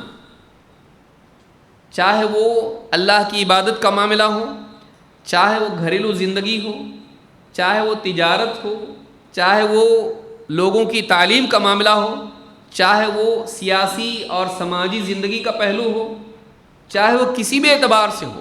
محمد عربی صلی اللہ علیہ وسلم زندگی کے ہر میدان میں ہمارے لیے اسوہ نمونہ ہے. آپ کا قول, آپ کا فعل ہمارے لیے رہنمائی ہے. ایک مسلمان نوجوان کے لیے ضروری ہے کہ وہ سنت کے بارے میں جانے. اللہ تعالیٰ فرماتا ہے لَقَدْ كَانَ لَكُمْ فِي رَسُولِ اللَّهِ أُسْوَةٌ حَسَنَةٌ, تمہارے لیے ہمارے رسول میں بہترین نمونہ موجود ہے. کس کو دیکھیں ہم؟ اب دیکھیں نوجوان, کوئی دیکھ رہا کسی فلم سٹار کو, پچھلی فلم میں ایسے بال کیا تھا, یہ بھی ایسے بال کر کے باہر کھڑا ہو رہا ٹائٹ ٹی شرٹ پہن کے. مجھے دیکھیے, پسند کیجئے, کوئی تو آئے پسند کرنے والا. اگلی فلم میں یہاں سے بال چھوڑ دیا, یہاں سے پورے غائب کر دیا, یہ بھی جا کے اپنے بال ویسے کر رہا ہے. لڑکیاں فلانی ماڈل ایسے کپڑے پہنتی ہے, دوسرے کے ولیمے میں وہ بھی ویسے پہن کے جائے گی. کوئی تو مجھ کو پسند کرو، دیکھو مجھے. یہ اچھی چیز نہیں ہے. ہم دیکھیں نبی صلی اللہ علیہ وسلم مرد زندگی کے سارے معاملات میں، عورتیں بھی، الا یہ کہ کوئی ایسا امر ہو جو خواتین کے ساتھ خاص ہو، آپ کے لیے ازواج مطہرات اور صحابیات اسوہ ہیں. ان کی زندگی کیسی تھی؟ ناچنے گانے والی عورتیں آج دنیا کی، ان کو دیکھ کے ہم اپنی زندگی بنائیں گے؟ بے حیائی کرنے والے فلم سٹار اور سپورٹس مین اور فلاں فلاں، ان کو دیکھ کر ہم اپنی زندگی صحیح کریں گے؟ ان کی طرح جئیں گے ہم لوگ؟ چلنے پھرنے بولنے کھانے پینے ان کا طور طریقہ اپنائیں گے؟ نہیں. ہمارے لیے رسول اکرم صلی اللہ علیہ وسلم اسوہ اور نمونہ ہیں، چاہے عبادات ہوں، چاہے اخلاقیات ہوں، چاہے معاشرتی آداب ہوں. ہمارے لیے پیارے رسول صلی اللہ علیہ وسلم اسوہ اور نمونہ ہے. آپ کی زندگی سے آدمی سیکھے. اللہ نے فرمایا لقد کان لکم فی رسول اللہ اسوۃ حسنہ، بلکہ اللہ نے فرمایا قل ان کنتم تحبون اللہ فاتبعونی یحببکم اللہ.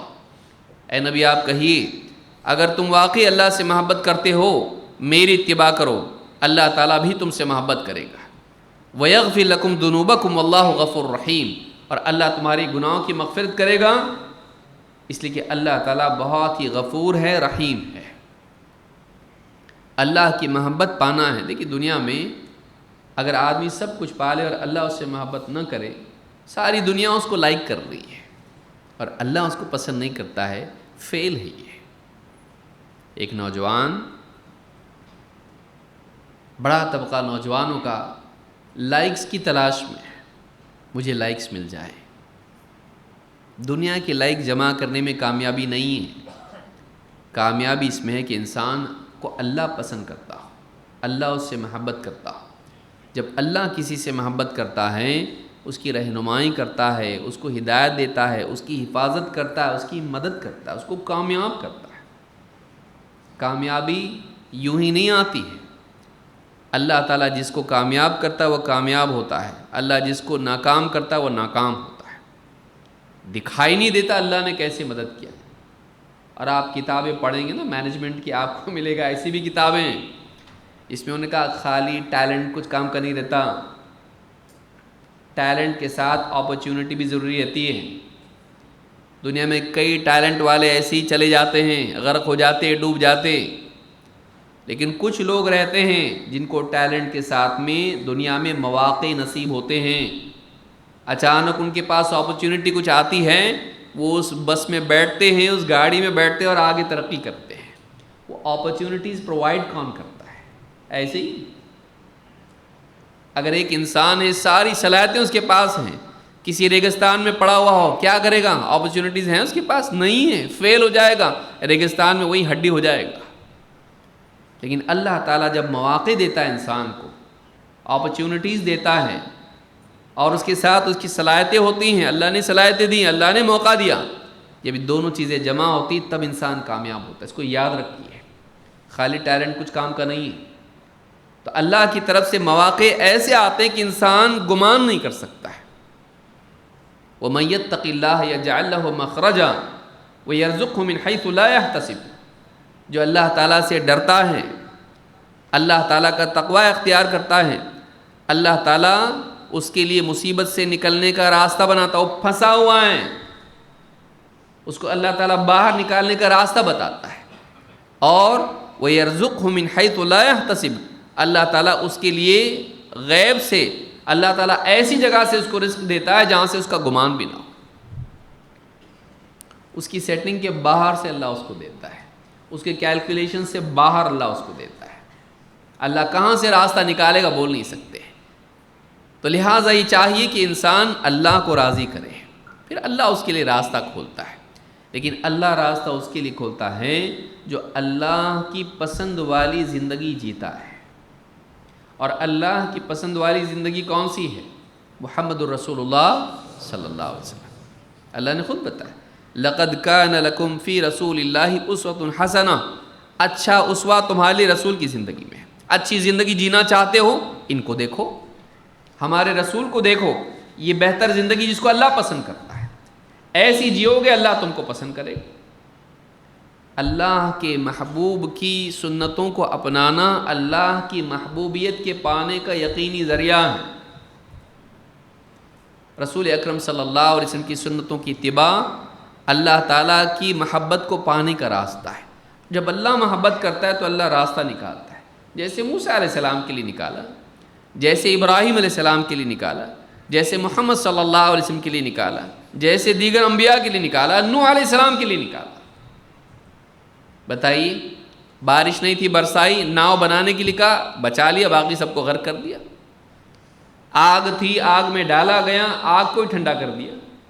دریا سامنے پیچھے، فرعون راستہ نہیں، راستہ بنایا، اللہ نے اپنی قدرت سے بنایا۔ کہا عصا مارو، بس عصا مارنے سے راستہ بنتا، جا کے دیکھی پانی میں، بنے گا آپ کے لیے۔ ان کے لیے کیوں بنا؟ اللہ کے حکم سے بنتا ہے۔ اللہ چاہے تو لاٹھی مارنے سے پانی میں راستہ بناتے ہیں۔ جب آدمی اللہ کا ہو جاتا ہے، اللہ کی مرضیات کے مطابق جینے لگتا ہے، اللہ کی پسند کے مطابق اپنی زندگی بنا لیتا ہے، پھر اللہ تعالیٰ اس کی چاہتوں کو پورا کرتا ہے، اس کی حفاظت کرتا ہے، اس کی مدد کرتا ہے۔ آج ہم چاہتے ہیں کہ اللہ ہماری مدد کرے، ہماری زندگی کیسی ہے، ہم کس کے راستے پر چل رہے ہیں، ہم کس کی سنتوں کے مطابق جی رہے ہیں، ہم کس کا اسوہ بنے ہوئے ہیں۔ ہم اپنی زندگی میں دیکھیں، کھانا پینا، سونا جاگنا، اٹھنا بیٹھنا، بولنا چلنا پھرنا، ہماری نماز سے لے کے ہمارے روزے اور ہماری عبادات اور ہمارا لوگوں سے معاملہ کس کے طریقے پر ہے، ہم کس کے مطابق جی رہے ہیں، کس کی سنت کے مطابق جی رہے ہیں۔ یہ بہت ضروری ہے کہ سنت کے مطابق عقیدہ، سنت کے مطابق عمل ہے، اور ہماری زندگی میں نبی صلی اللہ علیہ وسلم کی بات کی تعظیم ہو۔ آپ کی تعلیمات پر ہم کسی اور کو ترجیح نہیں دیں گے۔ نبی کا فیصلہ آ جائے، ماننا ہی ماننا ہے، انکار نہیں یہ عقل کے خلاف حدیث ہے، ہم نہیں مانتے۔ آپ کی عقل کے خلاف ہے، آپ کی عقل کامل ہے؟ ہر سال تو آپ اپ گریڈ ہوتے رہتے ہو، کل کے ڈیسیجنز آج پچھتاتے ہو، تو آپ کے ڈیسیجن آپ کی عقل کے اندر سے تھے یا باہر سے؟ تو آپ کی عقل نے جو فیصلے کیا، آپ پچھتا رہے نا اس پہ، اگر وہ عقل کامل ہوتی تو نہیں پچھتاتے۔ تو آپ اس عقل کی بنیاد پر جو ہر سال ترقی کرتی رہتی ہے، اللہ کی نبی صلی اللہ علیہ وسلم کی باتوں کو آپ اس کی بنیاد پر فیصلہ کرو گے صحیح کہ غلط، جو خود جس کو علاج کی ضرورت ہے۔ اللہ کے رسول صلی اللہ علیہ وسلم کی حدیث سائنس سے ٹکراتی ہے، حدیث نہیں مانتے ہم اس کو۔ نبی کی بات، نبی کی سنت، نبی کی حدیث صلی اللہ علیہ وسلم ماننا ہی ماننا ہے، سمجھ میں آئے نہ آئے، عقل میں آئے نہ آئے۔ اگر واقعی معتبر بات ہے اس کو ماننا ہے۔ آج عقل میں نہیں آ رہی، کل آئے گی۔ آپ کی باتیں آپ کے بچے کی عقل میں آتی نہیں آتی ہے، کل وہ بڑا ہوگا اس کی عقل میں آئے گی۔ تو بعض اوقات ایک بات عقل میں نہیں آتی، قصور بات کا نہیں عقل کا ہوتا ہے، کیونکہ عقل ابھی اتنی میچور نہیں ہے۔ ایک دیہاتی کو آپ سمجھاؤ کہ ٹیکنالوجی کے بارے میں سمجھ میں آئے گا اس کو؟ نہیں، عقل اس کے پاس ہے لیکن اس کی عقل ابھی اتنی ایڈوانس نہیں ہے، وہ ان چیزوں کو سمجھ نہیں پا رہا ہے، نہیں مانے گا وہ۔ تو ہماری عقل کامل ہے، ہم کو کس نے بتایا ہے؟ اور ہم رسول کی بات کو جانچیں گے صحیح ہے کہ نہیں ہے، عقل میں نہیں آ رہی اس لیے۔ سائنس کی بنیاد پر سائنس خود ترقی کر رہا ہے، کل تک کچھ باتیں صحیح تھی، آج غلط ہو گئی، آج کچھ باتیں غلط مانی جا رہی، کل کو صحیح ثابت ہوں گی۔ تو ہم کو اس کی بنیاد پر رسول کی باتیں جو اللہ کی طرف سے آئی ہیں ان کا انکار نہیں کرنا چاہیے۔ اللہ تعالیٰ فرماتا ہے وَمَا كَانَ لِمُؤْمِنٍ وَلَا مُؤْمِنَةٍ اذا قضى الله ورسوله امرا ان يكون لهم الخيرة من امرهم ومن يعص الله ورسوله فقد ضل ضلالا مبينا۔ کسی مومن مرد کے لیے یا کسی مومنہ عورت کے لیے ہرگز بھی اس بات کی گنجائش نہیں ہے کہ اللہ اور اس کا رسول کسی معاملے میں فیصلہ دے دیں تو اس کے بعد بھی ان کے پاس کوئی اختیار باقی رہے۔ اور یاد رکھو جو اللہ اور اس کے رسول کی نافرمانی کریں وہ بہت کھلی گمراہی میں جا پڑا، اللہ اور اس کے رسول کے فیصلے کا انکار نہیں کیا جاتا ہے، اور فیصلہ کبھی ہماری عقل میں نہیں آتا اور کبھی ہماری چاہت کے مطابق نہیں ہوتا۔ بعض نوجوان، داڑھی قرآن میں ہے کیا؟ داڑھی کا حکم قرآن میں نہیں تو امپورٹنٹ نہیں ہے۔ یا میوزک کے بارے میں قرآن میں منع کدھر ہے؟ حرام ہے کیا؟ ایسا کبیرہ گناہ ہے کیا؟ عذاب کی دھمکی اس پر ہے کیا؟ جب انسان کو کچھ کرنا ہوتا ہے یا کچھ چھوڑنا ہوتا ہے تو کاغذ کی کشتی میں بھی سوار ہو جاتا ہے۔ ہاں، جب دل میں کوئی بات بیٹھ جاتی ہے تو اس کے لیے دلیل کتنی بھی فلمسی ہو، کتنی بھی ایسی کمزور ہو، وہ دلیل ایسی لگتی جو نیا پار لگائے گی۔ اللہ اور اس کے رسول کی بات، اگر کوئی حکم آئے اس کی کوئی فضیلت نہ ہو تب بھی حکم ہے، ماننا پڑے گا۔ بھئی کمپنی کا باس فضیلت بتاتا آپ کو، یہ پروجیکٹ کرنا ہے آپ نے کو، ہاں صاحب، یس باس، فضیلت کیا ہے، اس پہ کیا ملے گا، کچھ نہیں بتایا، کرنا ہے کا مطلب کرنا ہے، کیوں؟ وہ باس ہے، آپ وہاں جاب کرتے ہو، آپ کو کرنا ہے۔ ضروری نہیں اللہ اور اس کے رسول کوئی فضیلت ہم کو بتائیں، اور کسی گناہ پر ضروری نہیں کہ کوئی وعید موجود ہو کہ اس پر یہ سزا ملے گی۔ نہیں کرنا ہے کا مطلب نہیں کرنا ہے۔ وَمَا آتَاكُمُ الرَّسُولُ فَخُذُوهُ وَمَا نَهَاكُمْ عَنْهُ فَانْتَهُوا، جو کچھ رسول تم کو دیں لے لو، جس سے روک دیں رک جاؤ۔ پھر چاہے اس پر انعام بتایا گیا ہو یا نہ بتایا گیا ہو، چاہے اس پر سزا بتائی گئی ہو یا نہ بتائی گئی، بس ہم کو کرنا ہے۔ یہ نہیں کہ آپ عقل کی بنیاد پر یا سائنس کی بنیاد پر اس کو پرکھیں، اس میں منفعت ہے نہیں ہے، اس کی حکمت کچھ سمجھ میں نہیں آ رہی تو ہم نہیں مانیں گے۔ نہیں، آپ کی سمجھ میں حکمت آئے یا نہ آئے نہیں آپ کو اس کو ماننا ہے، چھوڑنا نہیں ہے۔ کہ میوزک میں کیا خراب ہے؟ ایسا ہلکی پھلکی میوزک نہیں سن سکتے، غزل، سینٹیمنٹل میوزک۔ نوجوانوں کو میوزک بہت پسند ہوتی ہے، کھاتے کھاتے بھی سنتا ہوں کان میں لگا کے، اب ہاں ایئر پوڈز لگا کے، ابھی تو کیبل بھی رکاوٹ نہیں بنتی کھانے میں،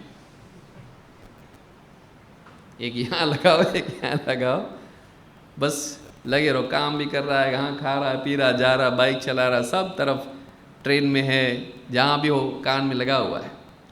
بولے کیا کروں؟ کچھ نہیں تو پھر میوزک سنتا ہوں میں۔ کیا ملتا ہے اس سے تجھ کو؟ پیس آف مائنڈ۔ کیا ملتا ہے؟ پیس آف مائنڈ۔ وہ آپ کی پیس آف لائف لے رہا ہے، آپ کا زندگی کا ایک حصہ آپ کا لے رہا ہے، وہ اس میں آپ کچھ اور خیر کا کام۔ قرآن سن سکتے تھے آپ، کیونکہ قرآن سے سکون ملتا ہے۔ الا بذکر اللہ تطمئن القلوب، اللہ کی یاد سے دلوں کو اطمینان ملتا ہے۔ بعض اوقات آدمی کی سمجھ میں نہیں آتا، میوزک منع کا مطلب منع کا مطلب منع نہیں کرنا، لیکن کچھ بیچ میں آ جاتے ہیں ایسے لوگ جو بتاتے ہیں میوزک چل جائے گی یا فلاں چیز چل جاتی ہے، داڑھی اتنی رکھے، کبھی جاوید غامدی آ کے بول دیں گے حضرت اعلیٰ کہ داڑھی بس اتنی دور سے دکھائی دے تو کافی ہے۔ کتنی دور سے؟ مطلب ٹیلیسکوپ سے؟ کتنی دور سے بھائی بتائیے، فاصلہ تو ڈسٹنس بھی تو ہونا چاہیے، اور وہ ضروری نہیں ہے، داڑھی بھی ضروری نہیں، وہ عربوں کا طریقہ تھا۔ بتائیے اگر اس طرح سے کرنے لگ جائیں، اور بولے کتنا ایک دم پروفیسر کیسا بولتا نا آدمی، کتنا اچھا لگتا سننے کے لیے۔ دیکھیے بول کیسا رہا اصل نہیں ہے، بول کیا رہا وہ اصل ہے۔ اس لیے جتنے لوگ آپ کو دھوکہ دے کے آپ کا پیسہ لے کے بھاگ جاتے ہیں، وہ کتنا اچھا بولتے ہیں۔ ہاں، بولنا اچھا پڑتا ہے جب آپ کو گھولنا ہو، تو بولنے کو مت دیکھیے، آپ دلائل دیکھیے، اور محض عقل کی بنیاد پر نعمان علی خان بول دیں میوزک، ہاں کوئی اس کے لیے منع کی دلیل نہیں ہے، اور وہ قرآن کی آیت ہے اس میں بھی تفسیر ہے، اور وہ تفسیر میں بھی اقوال تابعین کے دلائل ہیں حدیث سے، جب آدمی ایک قرآن کے بارے میں آدمی بات کر رہا ہے، وہ حدیث نہیں جانتا اللہ کے نبی صلی اللہ علیہ وسلم کی، کیا آخری زمانے میں عذاب آئے گا، زمین دھسے گی، چہرے مسخ کر دیے جائیں گے، یہ حدیث نہیں ہے، کسی تفسیر میں ملے نہیں، حدیث کی کتاب میں ملے نہیں، میوزک کے اوپر بات کر رہا ہے آدمی، کوئی کتاب میوزک پہ پڑھنے کی توفیق نہیں ملی، لیکن جانتے بوجھتے آدمی نظر انداز کرتا ہے، اور صرف انگلش میں بول رہا ہے آدمی تو لے لیتا آدمی اس کی بات کو، اور نبی کی بات کو چھوڑ دیتا ہے۔ کتنی ساری حدیثیں، شیخ الالبانی نے خاص کتاب لکھی اس پر، موسیقی کی حرمت کے بارے میں، میوزک کے حرام ہونے کے بارے میں۔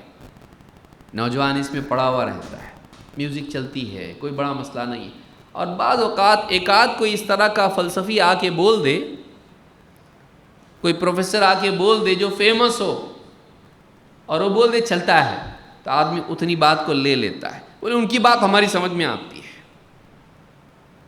اللہ کے نبی صلی اللہ علیہ وسلم کی بات چاہے سمجھ میں آئے یا نہیں آئے، آپ کو ماننا ہے، جو آپ منع کر دے اس سے رک جانا ہے، منع کر دے اس سے رک جانا ہے، چاہے آپ اس میں 100 حکمتیں دکھائی دیتی ہوں، فائدے دکھائی دیتے ہوں، نہیں کا مطلب نہیں، یہ امتحان ہے ہمارا، یہ امتحان ہے۔ مان لیجئے موسیقی میں کچھ نقصان نہیں ہے، لیکن اگر اللہ کے نبی صلی اللہ علیہ وسلم بولے نہیں کرنے کا ہے، نہیں کیوں منع ہے، کیا غلط ہے اس میں، کچھ غلط نہیں ہے لیکن منع ہے، نہیں کرنا ہے، مانیں گے نہیں؟ اللہ منع کر دے مانیں گے نہیں؟ کتنی چیزیں آپ دیکھیں، سونا ہے مرد کے لیے حرام ہے، عورت کے لیے پہنتے ہی کچھ شوق لگے گا، ایسا ہے نہیں ہے، مرد کے لیے حرام ہے، عورتوں کے لیے جائز ہے، ایک چیز ایک کے لیے جائز، ایک کے لیے حرام ہے۔ اہل بیت کے لیے زکوٰۃ حرام، باقی فقراء کے لیے حلال، اللہ جس کو چاہے حلال کرے، جس کو چاہے حرام کر دے، یہ امتحان ہے بندے کا، تو بندہ ہے مانتا ہے کہ نہیں اپنے آپ کو، یا اپنی عقل کو اللہ کے مقابلے میں، رسول کے مقابلے میں تو نے ایک مستقل حیثیت دی ہے، عقل کے مطابق مانوں گا، میرا دل بولے گا تو مانوں گا میں، یا پھر اللہ کا حکم آ جائے تو مانوں گا، چاہے اس میں میرا فائدہ ہو، چاہے اس میں میرا فائدہ ہو، چھوڑ دوں گا۔ روزے کا سبق کیا ہے؟ روزے کا سبق ہے کیا؟ وہی کھانا جو سحری میں حلال تھا، سحری کا وقت ختم ہوتی کیا ہو گیا؟ حرام۔ پھر وہی کھانا جو دن بھر حرام تھا، سورج ڈوبتے کیا ہو گیا؟ حلال۔ بتائیے کیا ہے؟ کیوں؟ کیا سمجھ میں آتا ہے اس سے؟ کیوں روک دیا اللہ نے؟ اللہ کا حکم ماننا ہے بس، کہ تیرے اندر تقوی پیدا ہو، اس کے اللہ کے بولنے پر رکنے والا بن جائے تو، اللہ کھا بولے کھاؤں گا، اللہ رک بولے رک جاؤں گا، یہ مزاج انسان میں پیدا ہو، یہ کامیابی ہے، اسی کو بندگی کہتے ہیں، کہ اپنی مرضی نہیں۔ جوانی میں بڑا مسئلہ یہ ہے، جوانی میں بڑا مسئلہ یہ ہے، دس از مائی لائف، یہ میری زندگی ہے، میں کسی کی سنتا نہیں، میرے حساب سے میں جو صحیح لگتا کرتا ہوں میں، پھر چاہے تو میں لڑکیوں کی طرح کان میں بالی پہن لوں گا۔ آج آپ دیکھیے دنیا کا حال کیا ہو رہا ہے، لڑکے لڑکیاں بن رہی ہیں، لڑکیاں لڑکے، کیوں میں کھڑا ہوا آدمی تو سمجھ میں نہیں آئے گا کون سامنے کھڑا ہے اور کون پیچھے کھڑا ہے،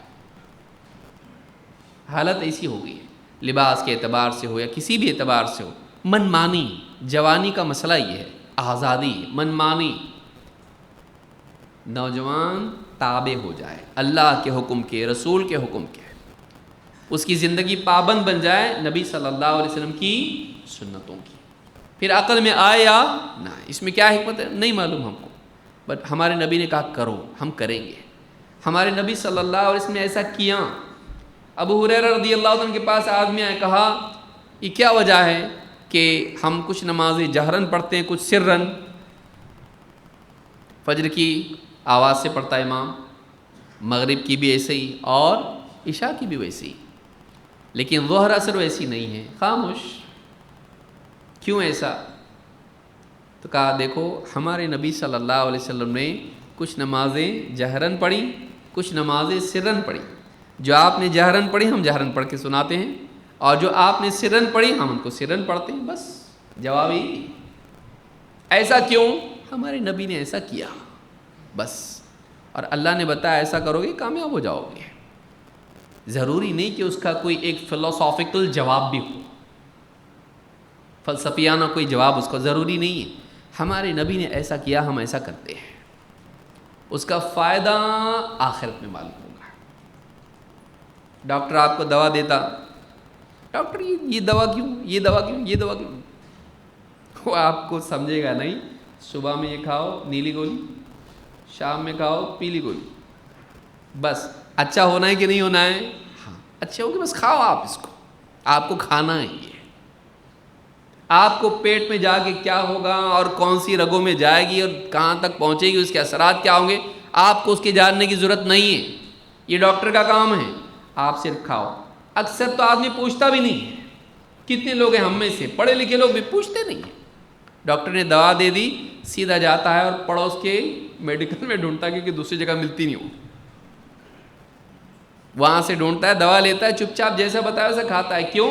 اس کو معلوم ہے ڈاکٹر اچھا ہے، سچا ہے، اور اس نے جو دوا دی ہے وہ اس بیماری کے لیے فائدہ ہوگا۔ کیسے ہوگا مجھ کو نہیں معلوم ہے، پیٹ میں جا کے کیا ہوتا مجھ کو پیٹ کے بارے میں معلومات نہیں ہے، لیکن کھانے تک کے میں مکلف ہوں، بس اس کو کھاؤ۔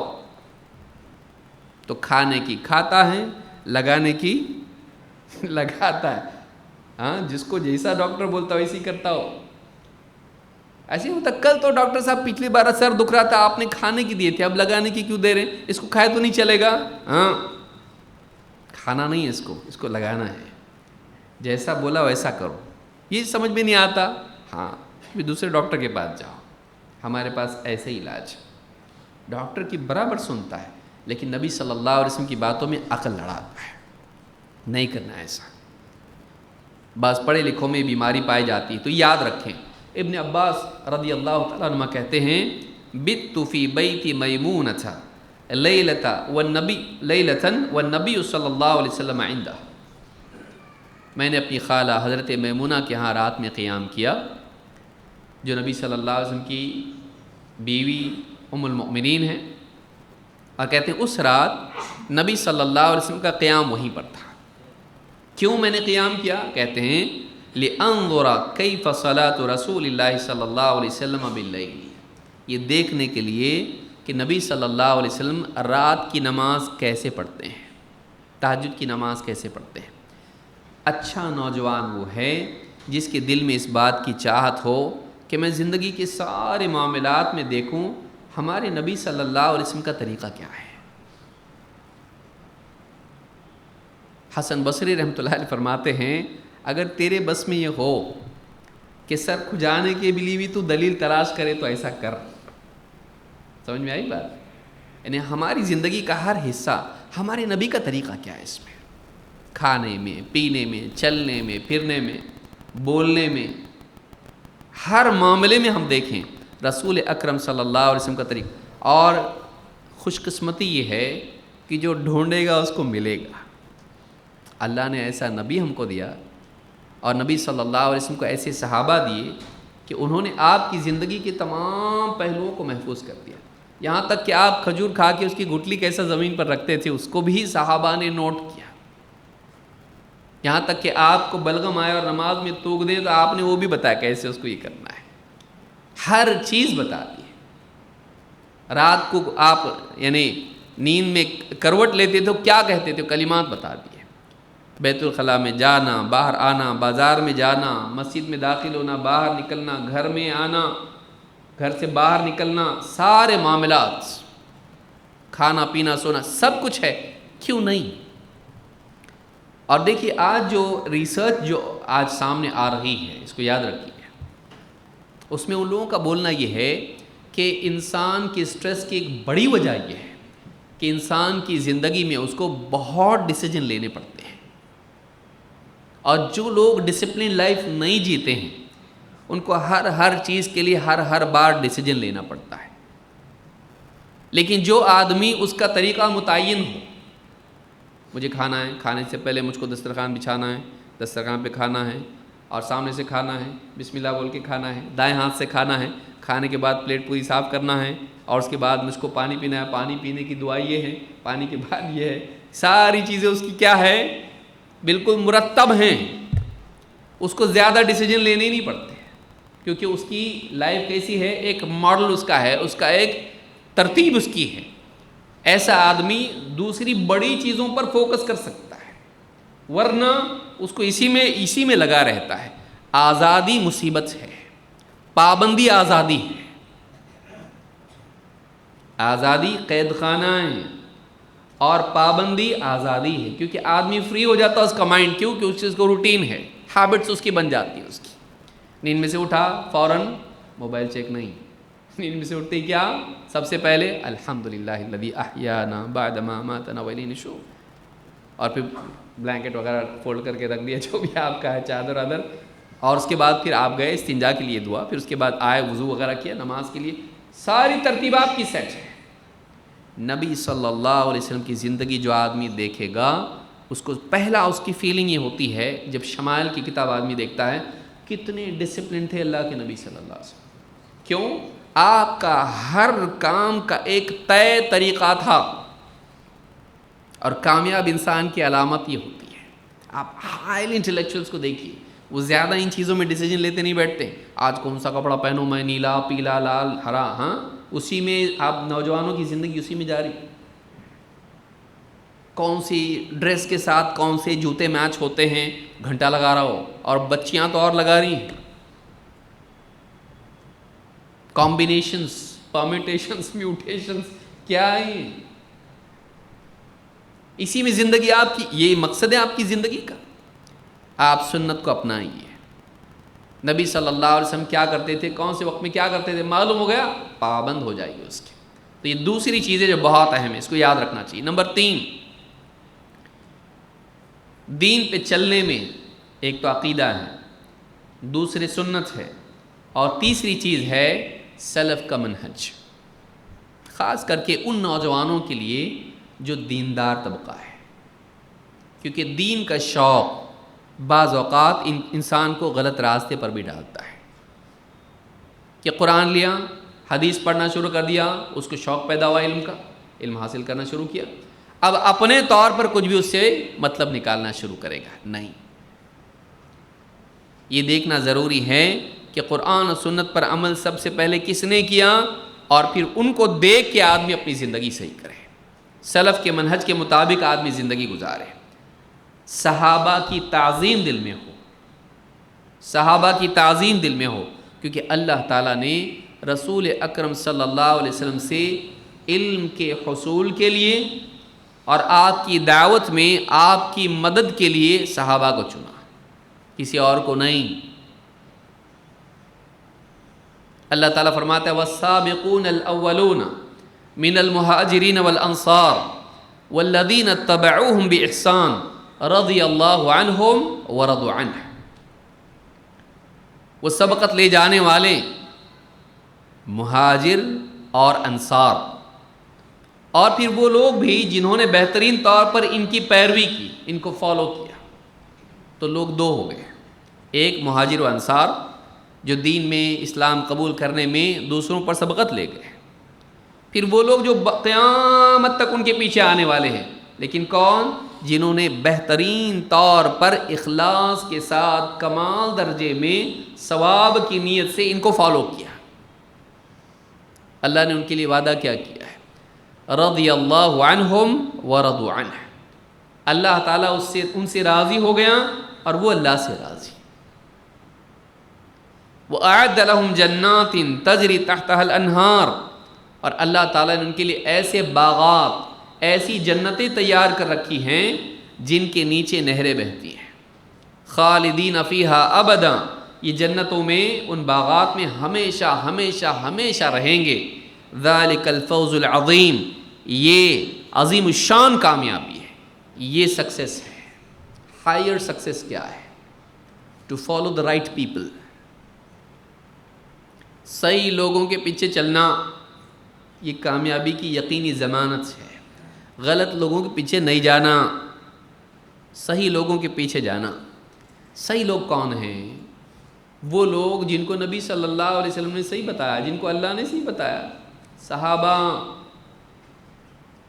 بدقسمتی سے ایک طبقہ صحابہ کو آج برا بولتا ہے. کون؟ شیعہ. اور جن لوگوں کا ایجنڈا پولیٹیکل پرائرٹائز ہوتا ہو عقیدے پر، ان کو وہ لوگ بہت بھاتے ہیں۔ شیعہ کا عقیدہ کیا ہے؟ عام طور سے جو اثنا عشریہ ہیں، عام طور سے ان کا عقیدہ کیا ہے؟ جو روافض ہیں، عام طور سے ان کا عقیدہ یہ ہے کہ نبی صلی اللہ علیہ وسلم کے بعد آپ کے صحابہ مرتد ہو گئے، عام طور سے سارے، گنتی کے کچھ ہیں، ان کو چھوڑ کے سب مرتد ہو گئے۔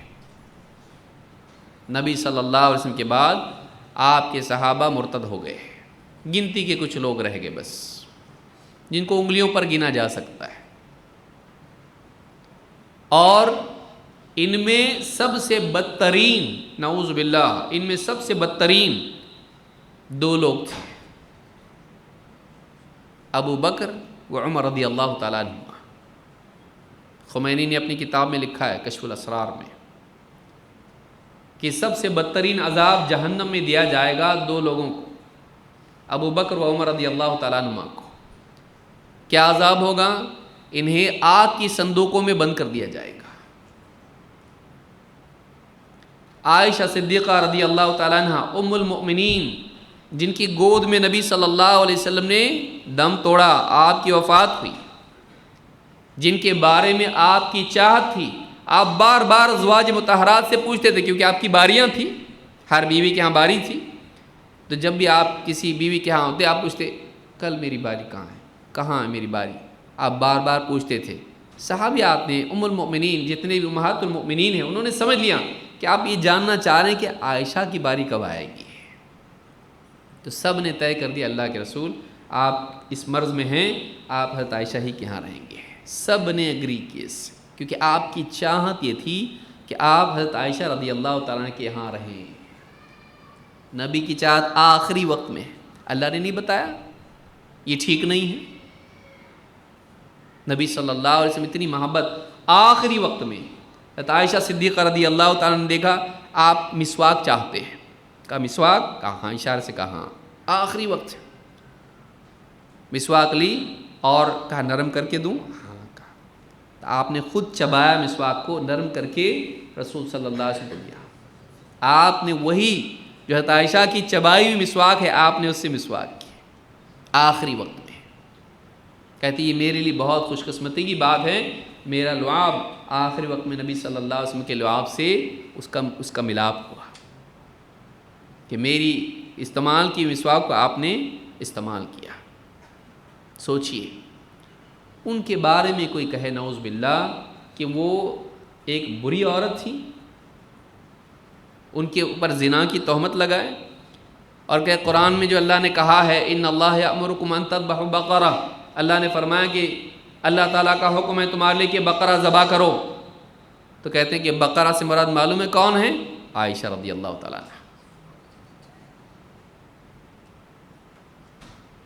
یہ میں اس لیے کہہ رہا ہوں کہ دیکھیے انسان ہونے کے ناطے، مسلمان ہو، مشرک ہو، کافر ہو، ہم کو یہ سکھایا گیا ہے کہ ہم سب کے ساتھ رحم کا معاملہ کریں۔ ارحموا من فی الارض یرحمکم من فی السماء، تم زمین والوں پر رحم کرو، آسمان والا تم پر رحم کرے گا۔ ہم کسی کے ساتھ ظلم و زیادتی کی دعوت نہیں دیتے، لیکن دینی غیرت بھی تو کوئی چیز ہے۔ صحابہ کا مقام، اگر صحابہ کا مقام ختم کر دیا جائے، صحابہ غیر معتبر ہو جائیں، آپ کے پاس جو قرآن پہنچا، آپ کے پاس جو حدیث پہنچی، اس کا اعتماد ختم ہو جائے گا۔ اگر یہی مسلمان نہیں تھے، یہی بھروسے کے لائق نہیں تھے، تو آپ کا دین کیا بھروسے کے لائق ہے؟ روافض کی طرف سے یہ بہت بڑا غلط اقدام یہ ہوا کہ انہوں نے صحابہ کے بارے میں ایسی باتیں کہیں جو کسی قوم نے اپنے بڑوں کے بارے میں نہیں کہی۔ یہ سب کے سب مرتد ہو گئے۔ ایسے نبی کے ساتھی تھے جن کی تعریف قرآن میں اللہ کرا، نعوذ باللہ اللہ کو بھی نہیں معلوم کہ 1500 صحابہ ہیں بیت رضوان میں، اور اللہ تعالیٰ ان کے لیے کہہ رہا لقد رضی اللہ عن الذین عن المؤمنین اذ یبایعونک تحت الشجرہ، اللہ راضی ہو گئے ایمان والوں سے جب وہ آپ سے بیعت کر رہے تھے پیڑ کے نیچے۔ 1500 لوگ تھے وہ، اور یہ سب مرتد ہو گئے بعد میں، اور اللہ راضی ہو رہا ہے ان سے۔ اور ان کا صحابہ کا تذکرہ تورات اور انجیل میں آ رہا ہے ذالک مثلہم فی التوراۃ ومثلہم فی الانجیل، اور وہ سب مرتد ہو گئے۔ سوچیے، اور آج علماء کچھ کہیں تو نوجوان کہتا نہیں وہ بھی تو ہمارے بھائی ہیں، صحابہ نہیں ہے کیا؟ صحابہ اچھے نہیں؟ وہ بہت اچھے ہیں۔ وہ صحابہ کے بارے میں کیا کہتے ہیں؟ شیعہ صحابہ کے بارے میں کیا کہتے ہیں؟ ہماری ماں کے بارے میں کوئی آدمی چوراہے پر جا کر کہے کہ وہ زانیہ ہیں، اور ہم بولیں گے نہیں بھی میرا بھائی، کرتے ایسا؟ ہماری ماں ماں ہے اور پوری امت کی ماں ماں نہیں ہے؟ سوچیے۔ تو ہم یہ نہیں کہتے ہیں کہ کوئی آدمی مار پیٹ کرے، کسی کے ساتھ میں ظلم زیادتی کرے، لیکن اس کے اندر اتنی غیرت ہونا چاہیے بھائی، جب تک یہ صحیح نہیں ہوتا نا باقی صحیح نہیں ہو سکتا۔ اور آج سیاسی حالات جب بدل رہے ہیں تو آج قوم آپ دیکھیے ایسے بھولے بھالے ہیں، سمجھ میں نہیں آتا ہمارے لوگ، نہیں لیکن وہ بھی تو ہمارے بھائی ہیں نا، ان کا ساتھ دینا چاہیے۔ ان کے مقابلے میں آدمی کس کو غلط بول رہا ہے؟ ان کے مقابلے میں آدمی کس کو غلط بول رہا ہے؟ کل کو ڈر اس بات کا ہے کہ ہمدردیاں ہماری ہو جائیں شیعوں سے، نہیں ہم لوگ بھائی بھائی ہیں، بہت اچھے ہم لوگ دوست ہیں، ٹھیک ہے، یہ ان کے امام باڑے میں جا کے بیٹھے، محرم کا مہینہ ہے، آئیے نا ذرا ہمارے یہاں بھی آئیے، اور جا کے بیٹھے اور صحابہ کی اوپر لعنتیں سنیں، اہل بیت کے بارے میں سنیں، ان کی باتیں سنیں، جھوٹی سچی ساری باتیں سن کے اس کا بھی دل صحابہ کے بارے میں خراب ہو جائیں، اس کا بھی دل صحابہ کے بارے میں خراب ہو جائے۔ اور بعید نہیں ہے، اور ہوا ہے ایسا ہوا ہے۔ ایسے آپ دیکھیں یوٹیوب پہ آپ کو ملیں گے کئی ویڈیوز ایسے، صحابہ پہ کیا ان کا عقیدہ کیا ہے، ان کا جو بہت زیادہ مناظرہ کرنے والا ہے اس کا اپنا کہنا ہے کہ کفار کی دو قسمیں ہیں، ایک وہ جو کھلم کھلا اللہ کو نہیں مانتے تھے، رسول کو نہیں مانتے تھے، دوسری قسم وہ ہے جو مانتے تو تھے لیکن اندر سے مسلمان نہیں تھے۔ ہم ابو بکر و عمر کو ایسا مانتے ہیں، علانیہ بول رہا ہے وہ، اور ہم پھر بھی بھائی بنانے کو تیار ہیں۔ ہاں ہو سکتا جو ابو بکر و عمر رضی اللہ تعالیٰ عنہ کو مسلمان نہیں مانتا ہے وہ مسلمان نہیں ہے۔ تواتر کے ساتھ ان کے بارے میں فضائل ان کے ہیں۔ جو عائشہ صدیقہ رضی اللہ تعالیٰ عنہ کو ان پر تہمت کو ان کو تہمت سے بری نہیں مانتا ہے، وہ مسلمان نہیں ہے۔ قرآن کی آیتیں نازل ہوئی ان کے لیے سورہ نور میں، وہ قرآن کے فیصلے کو نہیں مان رہا ہے، اور اس پر علماء کا اتفاق ہے، اتفاق ہے علماء کا اس پر۔ بلکہ امام مالک رحمۃ اللہ علیہ نے کہا ہے قرآن کی آیت سے، سورہ فتح کی آخری آیات جو ہیں اس میں کہا کہ جو آدمی لیغیظ بہم الکفار، اس حصے کی بنیاد پر انہوں نے کہا جس آدمی کو صحابہ سے چڑ ہو، یہ اس بات کی علامت ہے کہ یہ کفار کے وصف پر ہے، بلکہ تکفیر انہوں نے کی اس کی۔ صحابہ سے کافر ہی چڑ سکتا ہے، یاد رکھیے اس بات کو۔ تو سیاسی معاملات میں ایسے نہ اخوانیت کے راستے سے آدمی شیعت کی طرف جاتا ہے، اخوانیت کے راستے سے، کیوں؟ کیونکہ اخوانی حضرات کا ایجنڈا جو ہے یہ پالیٹکس ہے، اسلامی حکومت آنا چاہیے۔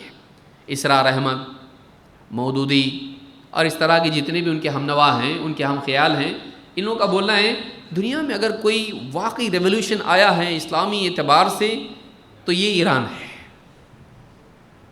لیجئے بیج ڈال دیا آپ کے دماغ میں، اچھا ان کو دیکھنا پڑے گا وہ لوگ کون ہیں، یعنی انہوں نے بہت بڑا کارنامہ انجام دیا ہے، باقی سب کچھ بھی نہیں۔ اب ان کی ہمدردی جب بیٹھ جائے گی، پھر ان کی کتابیں پڑھنا، ان سے میل ملاپ، ان کی ساری باتیں سننا دھیرے دھیرے دھیرے، اور اس میں اگر پھیٹے والا آ جائے اگر علی مرزا تو مصیبت میں اور اضافہ، مصیبت میں اور اضافہ۔ نہیں وہ بھی تو قرآن حدیث سے بولتا ہے نا۔ یاد رکھیے جو صحابہ کو نہیں مانتا ہے، جو صحابہ کو غلط بولتا ہے، جو صحابہ کے بارے میں ایمان کی دیواروں کی اینٹوں کو ڈھیلا کرے، وہ آدمی کبھی صحیح نہیں ہو سکتا ہے، وہ آدمی کبھی صحیح نہیں ہو سکتا ہے، وہ آدمی کبھی صحیح نہیں ہو سکتا ہے جو صحابہ کا اعتماد کم کرے، صحابہ کے بارے میں ایسی بات کرے۔ دیکھیے صحابہ انسان تھے، اور صحابہ سے علمی اعتبار سے اور بعض معاملات میں عملی اعتبار سے بھی کچھ نہ کچھ کمی ان میں تھی، وہ انبیاء نہیں تھے۔ اللہ نے ان کے لیے مغفرت کا وعدہ کیا، وہ انسان تھے، اور بھول چوک سب سے ہوتی ہے۔ ہمارا بھی اعتقاد یہ نہیں ہے کہ صحابہ معصوم عن الخطا ہیں، ہم بھی مانتے ہیں ان سے بھی غلطیاں ہو سکتی ہیں، اور صحابہ ایک دوسرے پر نکیر بھی کرتے تھے غلطیوں پر، لیکن صحابہ کا تذکرہ جب ہم کریں تو ان کی کمیوں کے بارے میں اللہ سے مغفرت کی دعا کریں، ان کے بارے میں اچھا گمان رکھیں۔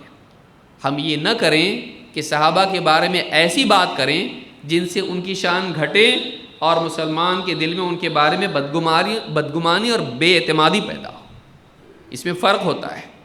ہم بھی یہ مانتے ہیں کہ ان سے کمیاں ہوئی ہیں، وہ انسان تھے، صحابہ سے بھی کمیاں ہوتی ہیں، نبی صلی اللہ علیہ وسلم کے زمانے میں ہوئی، لیکن اس کا یہ مطلب نہیں کہ ہم کمیوں کو اس انداز میں بیان کریں کہ ان کا اعتماد کمزور ہو اور ان کے بارے میں دل میں بدگمانی پیدا ہو۔ ان کے بارے میں زبان درازی ہم نہیں کر سکتے، ان کی شان کو گھٹا نہیں سکتے، ان کے بارے میں بد کلامی نہیں کر سکتے۔ ہم اپنے ماں باپ کے بارے میں نہیں کرتے، کرتا ہے آدمی؟ گھر میں باپ نے غلطی کی تو چوراہے پہ جا کے بولتا ہے؟ نہیں بولتا ہے۔ نہیں، حق بات تو بولنا چاہیے نا۔ باپ نے ماں کو پیٹا، تھپڑ لگایا تو جا کے مسجد میں اعلان کرتا ہے، ممبر پہ بولتا ہے؟ نہیں بولتا ہے۔ صحابہ کے بارے میں جبکہ ان کی غلطیاں ایسی نہیں ہیں، وہ علمی اجتہادات ہیں ان کے، اور اجتہاد حاکم کا صحیح بھی ہوتا ہے، خطا بھی ہوتا ہے۔ ایک علم والی شخصیت مجتہد جب کسی معاملے میں اجتہاد کریں تو وہ اجتہاد صواب بھی ہو سکتا ہے، خطا بھی ہو سکتا ہے، اور فتنے جب عام ہو جاتا ہے، خانہ جنگی جب عام ہو جاتی ہے تو ایسی صورت میں جو فیصلے ہوتے ہیں اس میں غلطی کا امکان ہوتا ہے، وہ ہنگامی حالات ہوتے ہیں، اس میں بہت مشکل ہوتا ہے ڈیسیجن لینا، اس میں انسان معذور بھی قرار پاتا ہے۔ صحابہ اچھے لوگ تھے، لہٰذا شیعہ حضرات جو ہیں صحابہ کے اعتماد کو کمزور کرتے ہیں۔ ہمارے نزدیک صحابہ بہت ہی عظیم شخصیات تھیں، اور وہ کیسے عظیم نہیں ہوں گے جن کا تذکرہ اللہ تعالیٰ نے تورات اور انجیل میں کیا، ان کے پیدا ہونے سے پہلے، اور ان کو ساتھی بنایا نبی صلی اللہ علیہ وسلم کا، اور جن کی تعریف قرآن میں مختلف مقامات پر کی، ان کے ایمان کی، اخلاص کی، تقوی کی، مجاہدے کی، سچائی کی اللہ نے دلیل دی۔ اب انہی کا اعتماد ختم کر دیا جائے؟ نہیں۔ تو یاد رکھیے، کوئی نوجوان صحیح نہیں ہو سکتا ہے جب تک کہ وہ صحابہ کو قابل اعتماد نہ مانے، صحابہ کا احترام نہ کریں، صحابہ کی تعظیم نہ کریں، ان کو نبی کا مرتبہ نہیں دیں گے۔ لیکن نبی صلی اللہ علیہ وسلم نے ان کو اپنے سب سے قریب رکھا، اللہ نے ان کو قریب کیا، نبی صلی اللہ علیہ وسلم کیا، ان کا احترام ضروری ہے۔ بعد میں جتنے بھی آنے والے ہیں، بڑے سے بڑے، صحابہ کے برابر نہیں ہو سکتے۔ بعد میں جتنے بھی بڑے سے بڑی شخصیات آئیں گی، صحابہ کے برابر نہیں ہو سکتے۔ اللہ کے نبی صلی اللہ علیہ وسلم فرماتے ہیں، خیر الناس قرنی ثم الذین یلونہم ثم الذین یلونہم، سب سے بہترین لوگ وہ جو میرے دور کے ہیں، پھر وہ جو ان کے بعد، پھر وہ جو ان کے بعد۔ سب سے بہترین کون؟ صحابہ۔ یاد رکھیے، یہاں وہاں کے پروپیگنڈے سے متاثر نہ ہو، اس کو یاد رکھیے کہ ہمارے ہاں صحابہ کا مقام کیا ہے، کسی کے دھوکے میں نہ آئے، خاص کر کے حضرت معاویہ، حضرت ابوبکر صدیق رضی اللہ تعالیٰ عنہ، حضرت عمر فاروق رضی اللہ تعالیٰ عنہ، اسی طرح سے حضرت عائشہ صدیقہ رضی اللہ تعالیٰ عنہ، ابو ہریرہ رضی اللہ تعالیٰ عنہ، اور بھی صحابہ ہیں، عمرو بن عاص اور دوسرے صحابہ ہیں، مغیرہ رضی اللہ تعالیٰ عنہ، ان کے بارے میں آپ کو ملے گا کہ بہت غلط باتیں کہی گئی ہیں۔ سارے صحابہ کا احترام کرنا، اور ان کے اپنے مراتب ہیں، اور حضرت علی کا بھی ہمارے یہاں مرتبہ ہے، حضرت حسن و حسین کا بھی ہمارے یہاں مرتبہ ہے، لیکن یہ کہ ان سے بڑھ کر ابو بکر و عمر و عثمان ہیں رضی اللہ تعالیٰ عنہ اجمعین، یہ یاد رکھنا ضروری ہے۔ تو اللہ رب العالمین نے کامیابی ان کے لیے بیان کی جو صحابہ کی پیروی کرے، اللہ نے راضی ہونے کا اعلان ان کے بارے میں کیا جو صحابہ کی پیروی کرنے والے ہوں۔ یہ بنیاد ہے، یہ بنیاد ہے۔ میڈیا کے دور میں ان تین چیزوں میں گمراہ ہونا بہت آسان ہے۔ ایک، عقیدہ بگڑ جائے، مادیت کی طرف نوجوان چلے جائیں، شرکیات کرنے لگ جائیں۔ دو، ان کی زندگی میں نبی کی سنت کی بجائے منمانی مغربی افکار اور اسی طرح سے فلسفی اور اس طرح کی چیزیں آ جائیں۔ عقلانیت آ جائے، سائنس کی غلامی آ جائے، دوسری قوموں کی مشابہت آ جائے، تیسرا یہ کہ صحابہ کے بارے میں بدگمانی آ جائے، صحابہ کے بارے میں بدگمانی آئے، یا یہ کہ وہ قرآن و سنت کو اپنی عقل سے سمجھنے لگ جائیں، اس کی تطبیق اپنے دل سے کچھ بھی کرنے لگ جائیں۔ یہ تین بڑے فتنے ہیں جس کو ہم نے دیکھا، اور نوجوانوں کو ان سے بچنا چاہیے۔ اگر یہاں تک بچ گیا بہت اچھا ہے، اور کچھ چیزیں آگے آئیں گی انشاءاللہ، ہم لوگ اس کو وقت ہو گیا ہے ختم ہو گیا انشاءاللہ مغرب کی نماز کے بعد ان چیزوں کو بھی ہم دیکھیں گے۔ اللہ رب العالمین ہم سب کے بیٹھنے کو قبول فرمائیں اور ہم کو سیدھے راستے پر قائم رکھیں۔ اقول ھذا واستغفر اللہ لی ولکم۔